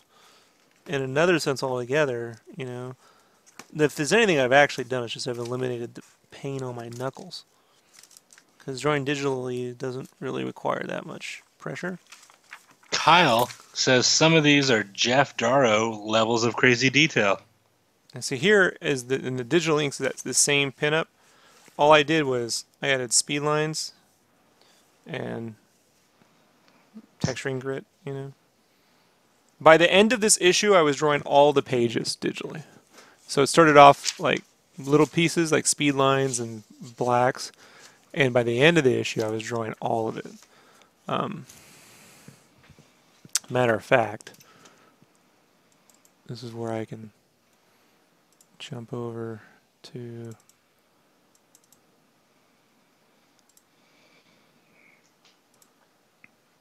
raw backup, Monsteroids, new free line vape, Monsteroids.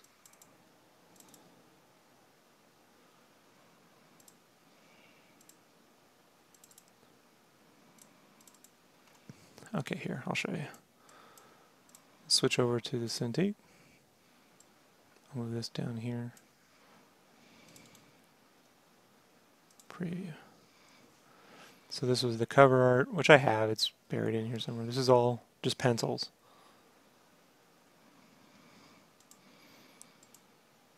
This is all digital. I did this last. I set this up too because I wanted it to fit in. I wasn't a big fan of their typography. This is pencils with some digital inks. Mm-hmm. This is 100%. No, this is pencils with digital inks. That's pencils with digital inks. Same there. Same there. That was physically drawn. This is that 2-page. See, again, there's something about that stuff that it looks impressive on the page when you see it, but then as it gets scanned in, you lose a little bit more, and you lose a little bit more. Right. Fuck. And then that's pencils, pencils, pencils, pencils, pencils. That's 100% digital. This big reveal with the monsters, the bad guys. And this is 100% digital. This scared the editor. This particular page.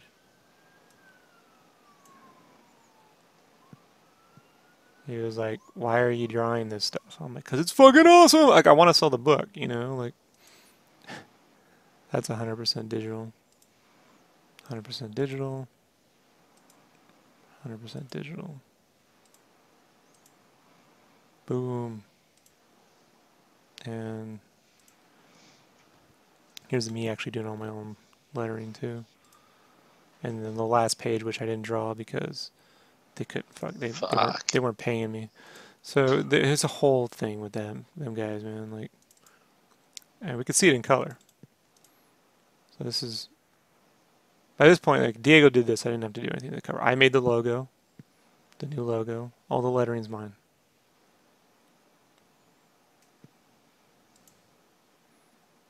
I did all the lettering here. I did all the lettering as well because I couldn't stand what they were doing with the lettering. Wasn't a fan.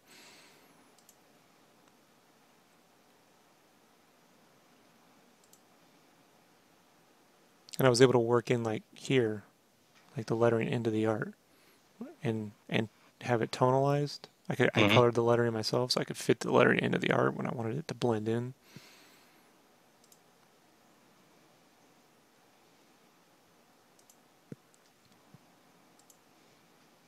This never got printed. Now here in the danger room I added like power levels, you know? Like a map so you could see their location, the simulation of the name City on Fire. I made all this shit up. You know? Did all these little techno graphics, hostile missile lock. I think that's the Predator symbol right there. Added additional lightning bolts.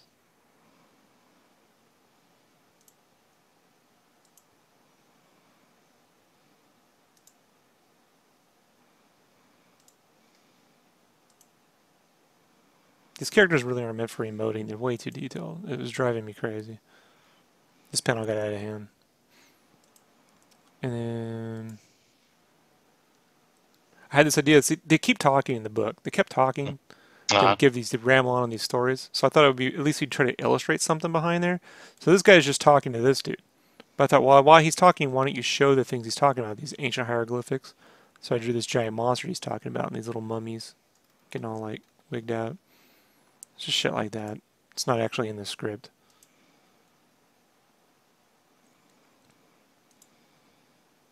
And then the monster page, right? This is the idea of the monsters taking over the world. It's their big plan. We will rule again, so the old monsters were going to come back. The new monsters had to stop them. Very deep.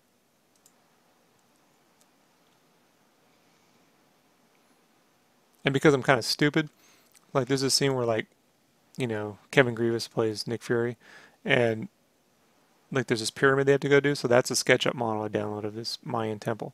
And I figured, well, since it's a different angle, we'd see a different angle of the fucking temple. Like, I switched the graphics, too. These are all different. I don't know why. Don't know why. What came after this book? came after this book. I think I quit comics. I'm ready to see the next thing in Rob's art ventures. I'm over Monstroids.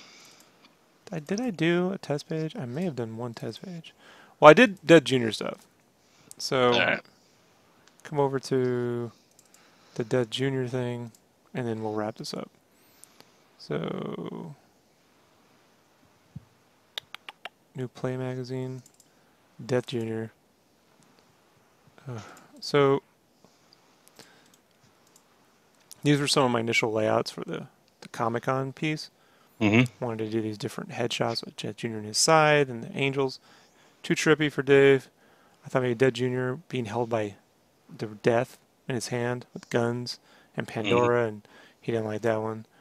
And then Dead Jr. on a motorcycle because he said he had a motorcycle, and he didn't like that idea. I And like then, the look of these. I've seen these before, but I really like just the look of it, the style you had, and everything on them. yeah, well, It's kind of how yeah, you kind of draw now.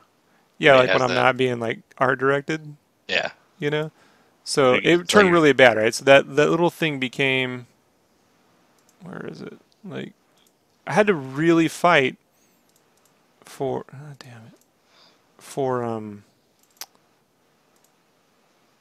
these were some of my concepts for Pandora. I had to really fight for like keeping my things, I don't know, looking more animated. Like this was the initial pinup, for Comic Con. And then, I asked Diego to come on board, and they said they would pay him, so he did a more dark version, which I was happy with. So, an original pass, fourth pass, I had to like show my progress too to these guys all the time to prove that I wasn't like ripping them off. I don't know, man. It was a tough time. But all these creature designs like Silence. I thought I was gonna this. I thought, okay, since the mosaic thing didn't work out and the monsters thing didn't work out, I thought this will be my thing. Like now I'll be able to do graphic novels based off video games, right? And that went horribly wrong too. Like, so here's that New York shot. This is a digital shot that I had to be added in after the fact. That was added in after the fact. This was the big, like, Times Square shot. It was all taken over by junk food. Oh wow. Yeah. No, this was traditionally drawn here. And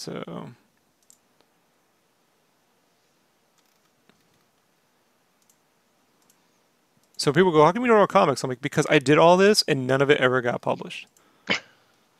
I did all this and I had to fight with Diego, like I had the idea of starting the book as this little spark that would then explode and you'd see the create, because Dave was like, creation of space. I'm like, okay, cool. He didn't have a script. He had these loose descriptions. And Diego's like, I don't think I should color that because it, you know, uh, I would charge full price and it's like a little spark. I'm like, well, do I have to just fucking dick. Like, like that's the color version.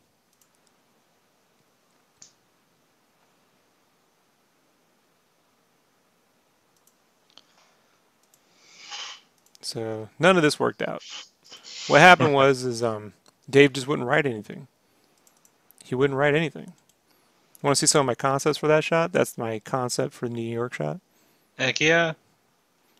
So Show us, Rob. there's all the block models. Show us what you got. There's another idea closer up. There's another layout. Dave was never happy. There's another layout. More layouts. Here I'm doing them all digitally, so like blocking the stuff in was way faster. Right. Minutes as opposed to hours.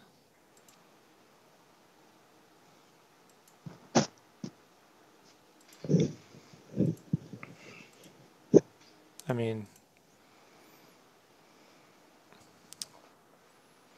I made a mistake of agreeing to do this, and he didn't have a script written. That was my mistake.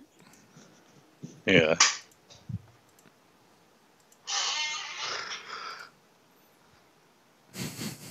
shot. David Bolton says, your art career has been rough. I'm sure 90% of people out there would have walked away. So much respect for what you do. So, Rob says, thank you, David. I appreciate that. Oh, yeah. Thank you, Dave. We got 20 more minutes, and then we'll wrap this up. Holy shit, 20 more minutes? Yeah, Brandon, deal with it. Oh. Told you it's going to be 2 hours. But during that time, I started doing my own coloring because I was fighting with Diego. So what happened was I wasn't getting paid to do the comic because Dave wasn't writing anything. So I said, look, either you put me on staff or I fucking quit. You know, I have to go back to earning a living. So they put me on staff, gave me a okay salary, but I was working from home. And so that's where I started practicing. That's the first thing I ever colored was, where is this shit? This is funny. Banjo-Kazooie. He needed a graphic for the top corner for Play Magazine. It's going to be Banjo's Nuts and Bolts. And here are some basic ideas. A side view. I thought maybe if it was a side view, it could be towing the logo. That might be interesting. And then this was actually traditionally drawn. He had this whole design that he made. He wanted me to color. Then I colored this. So it's just so bad. But, you know, it was small on the page, so it kind of worked out. There's my coloring flats. Yeah. That was the first thing I did. And then I got to do the Ninja Gaiden. Now, you could see it's a significant difference. Here's my initial idea for Ninja Gaiden in the top corner. He wanted something that reflected the actual game, Ninja Gaiden Sigma 2. So I had this idea that it'd be a PlayStation and a controller. They could see me working the controllers in the game into this layout. And then when I went to draw, I didn't tell him this. I'm like, what if she's riding the controller? And he was like, the controller, so he didn't like that plan because the controller was so big. But by then it was too late, right? So there you go. I decided I can do cell shading, so I kept it simple. So this is 2009. And so this is when I started doing the color work, folks. You know, that led up to what I'm doing today. You know, then I pushed it with this Critters piece. Oh wait, before that I did the E3 2009. This was crazy. Like, Dave wanted something for E3. And they were going to go to E3 and do this report. So I thought initially it might be me there, but I'm like, that sucks. So I actually drew the first Bombcat pic. When was this? 2009.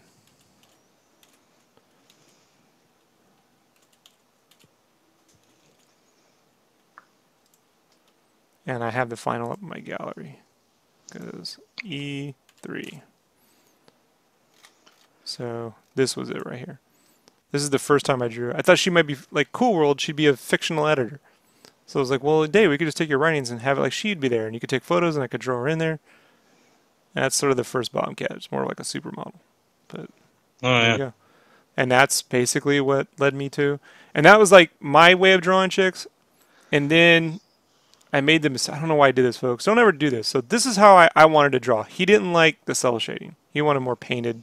I don't know. He didn't like it. So then I went into this fucking monstrosity for the girls of gaming. I'll catch up. Yeah, it's not good. When I catch up, I'll let you know my reaction. And then this thing. Ooh. Yeah. Yeah. So Go back. Go back. Then I went back to Dragon's Lair. And then, you know. Oh, my goodness. Sort of an in-between with the Mirror's Edge piece. This is all no CG models in the Mirror's Edge piece. I actually digitally drew it, but by hand, piece by piece. And then I actually layered it for 3D. But I still wish she was more animated. And eventually I got to the No More Heroes piece, which was going to be the cover to play issue 100. And, well, actually, I did the Mass Effect cover, which is the last time I ever allowed myself to get stuck. Like, this fucking thing. Which isn't so bad. Diego colored it, but man, the people at EA hated this. I tried to give it the gritty comic book look, and they didn't like it. So then I did the Mass Effect cover. I mean, in between I had the Critters piece, you know, which we all know, the Critters piece, the 100 Critters. But then I did the No More Heroes piece, and I was like, I can color my own stuff now. Yeah. And that's where we end up today, folks. We end up from here all the way through. You can go to my DeviantArt gallery and see all the winners, you know, since then. Up until today, oh shit, look. It's so easy, you all can do it, right? Can I do it? Ah, man, it's a lot of talking, folks. It's a lot of talking. It's a lot of history here, right? And now we have seen Rob's art life. It's not even all of it. You know? Every little gray, white hair in his beard is one stressful piece of art he's made. It's been a tough career.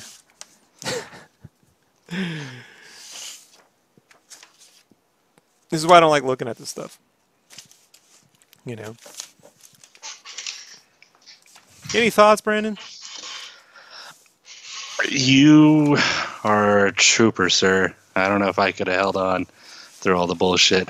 You didn't even mention the getting fired from the T-shirt companies or getting blacklisted. This is just my comic book drawing right. stuff. This is your comic book handout. Yeah. This has nothing to do with getting blacklisted from Marvel and all the shit that's gone on. I mean, these pages. Like I did these pages. This is for Abe. Some like 3-page thing where they're in the gym for villains, and I don't even know, man. Like there's so much random shit.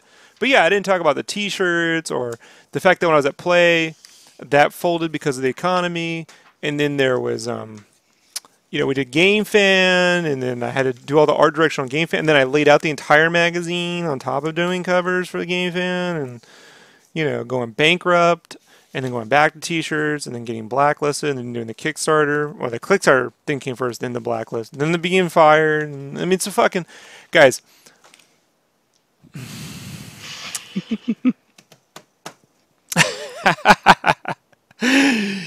You know, I'll be honest. I've been packing now for about a week and talking to moving companies for 2 weeks. This is the only time I've been overwhelmed when I look at my career.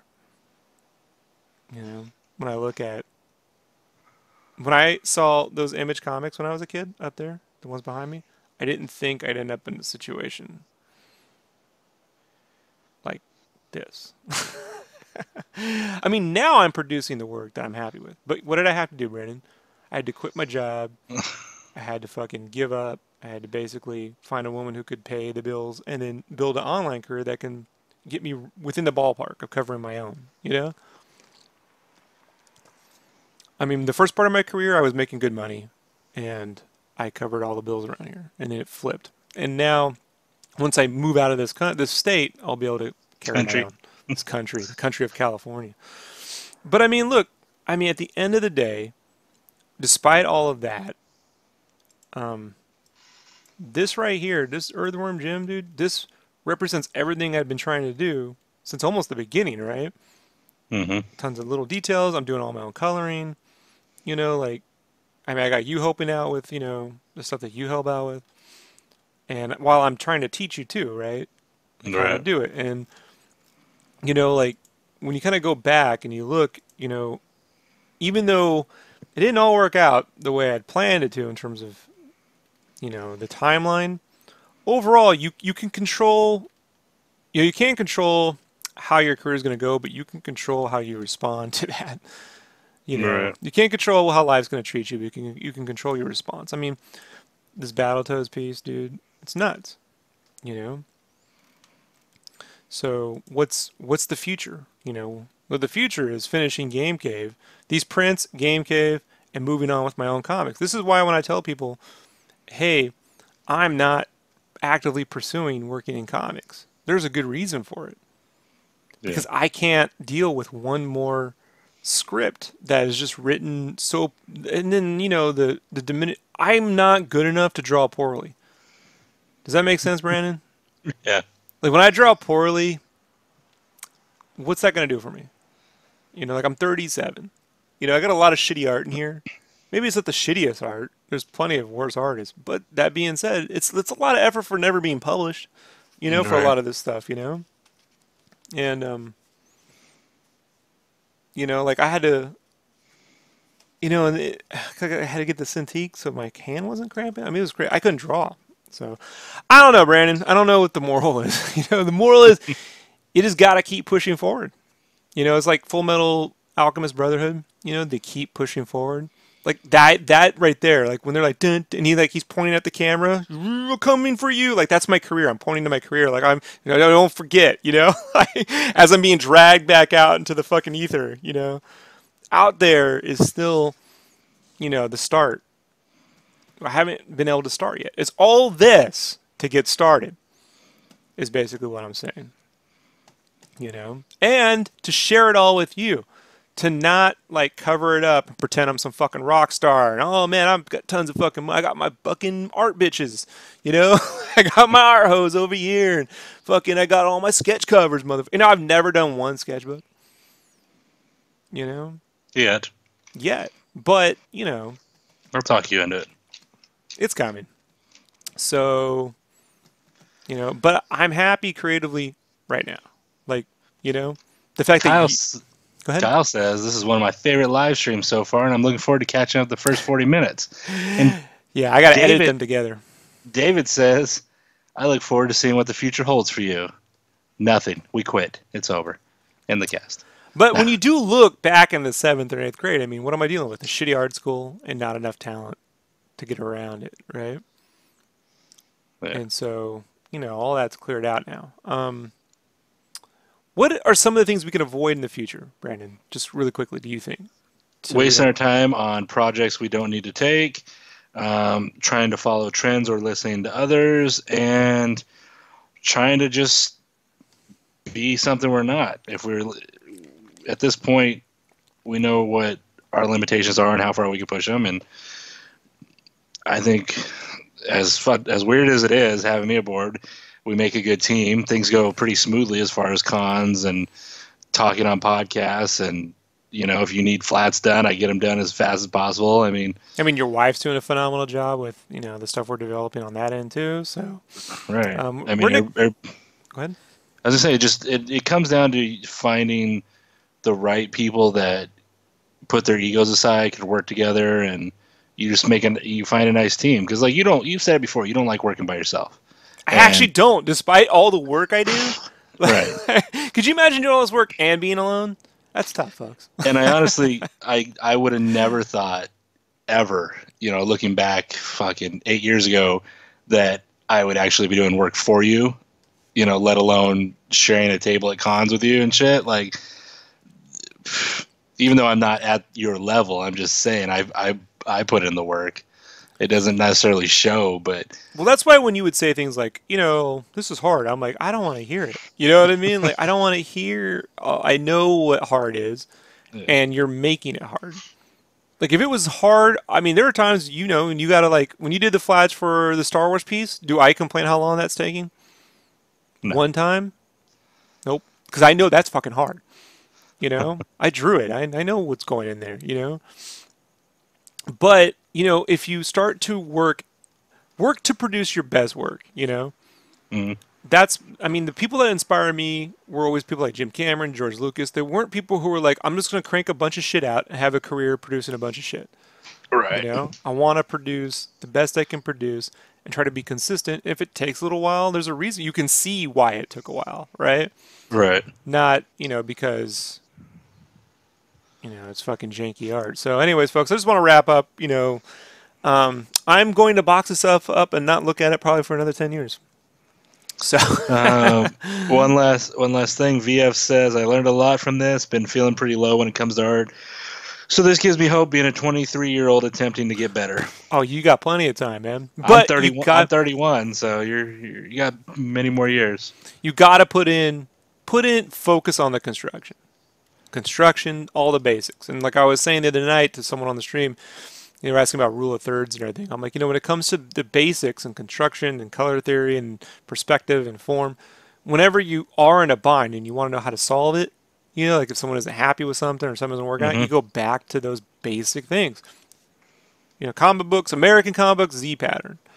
You know, you don't have, if it's not adhering to the Z pattern, then don't fucking draw it in something other than a Z. Just keep it simple. You know, keep it super, oop, boom, you know. And then, you know, same what you're drawing. But if you're 23, man, like, start now, and in 3 or 4 years, you can make a really big difference. But I think the thing that gets in the way of a lot of this growth are people trying to get likes on Instagram, you know, or drawing, you know. I mean, I just saw this guy. He's got a ton of followers on Instagram, right? And I'm looking at it, I'm like, half his portfolio is a swipe. You know, that's Adam Hughes, that's J. Scott Campbell. It's just swiping things. Swipe, swipe, swipe, swipe, swipe, swipe, swipe. I'm going to be this con, that con, this con, that con. I don't want my portfolio filled with swipes. It might be filled with a bunch of never produced, never published art, but it's not me redrawing other people's shit and taking credit for it. Right. What do you not see in there, Brandon? A gaggle of fucking pinups. I didn't start drawing, you know, pinup characters until I did commissions, right? And I only did commissions because I wasn't being paid at Play or GameFam. I was trying to buy orange juice once and couldn't afford it. I got denied for orange juice. My wife was crying, you know. She's like, "Oh, what do you do?" I don't know. I'm like, "Fuck this," you know. I went home, started doing $10 sketches. They're like, "You're worth more than that, man." I'm like, "I know, man, but I need to fucking earn $100 fast, right? Or at least $10 so I can go buy some orange juice." We've all had those moments. Yeah, so I know, we aren't alone. I have. The way around it is that we all hang out together. You know, we all be real, but we do push forward. We don't just sit here and go, "Man, this fucking sucks. I'm owed something." You know, I don't think I'm owed shit. I do have the results of putting in the effort every time. And putting in the effort every time, regardless of fame and fortune, or the lack of it, has been that I have high quality stuff. Now, it's not, do I have a million views? Am I loish? No. You know, I may never be well known or whatever, but I can be proud that the kid, that kid in 1992, 93 would be very proud of what I do today. That's all I judge myself on, by the way. That's it. So, anything else, Brandon? Nope. Well said, sir. All right, folks, I'm going to get back to packing. So, I will see you all in a couple weeks. Yeah, next time I stream will be in Idaho. So, I'm going to be off the air for another couple weeks, folks. And if anybody wants to follow me, ask questions or anything, or see what I actually do to help Rob, you can follow me on Instagram at LeadHeavy, L-E-A-D All the info. Heavy. All the info's below. We'll see you there. See you in Idaho, folks. Peace. Bye.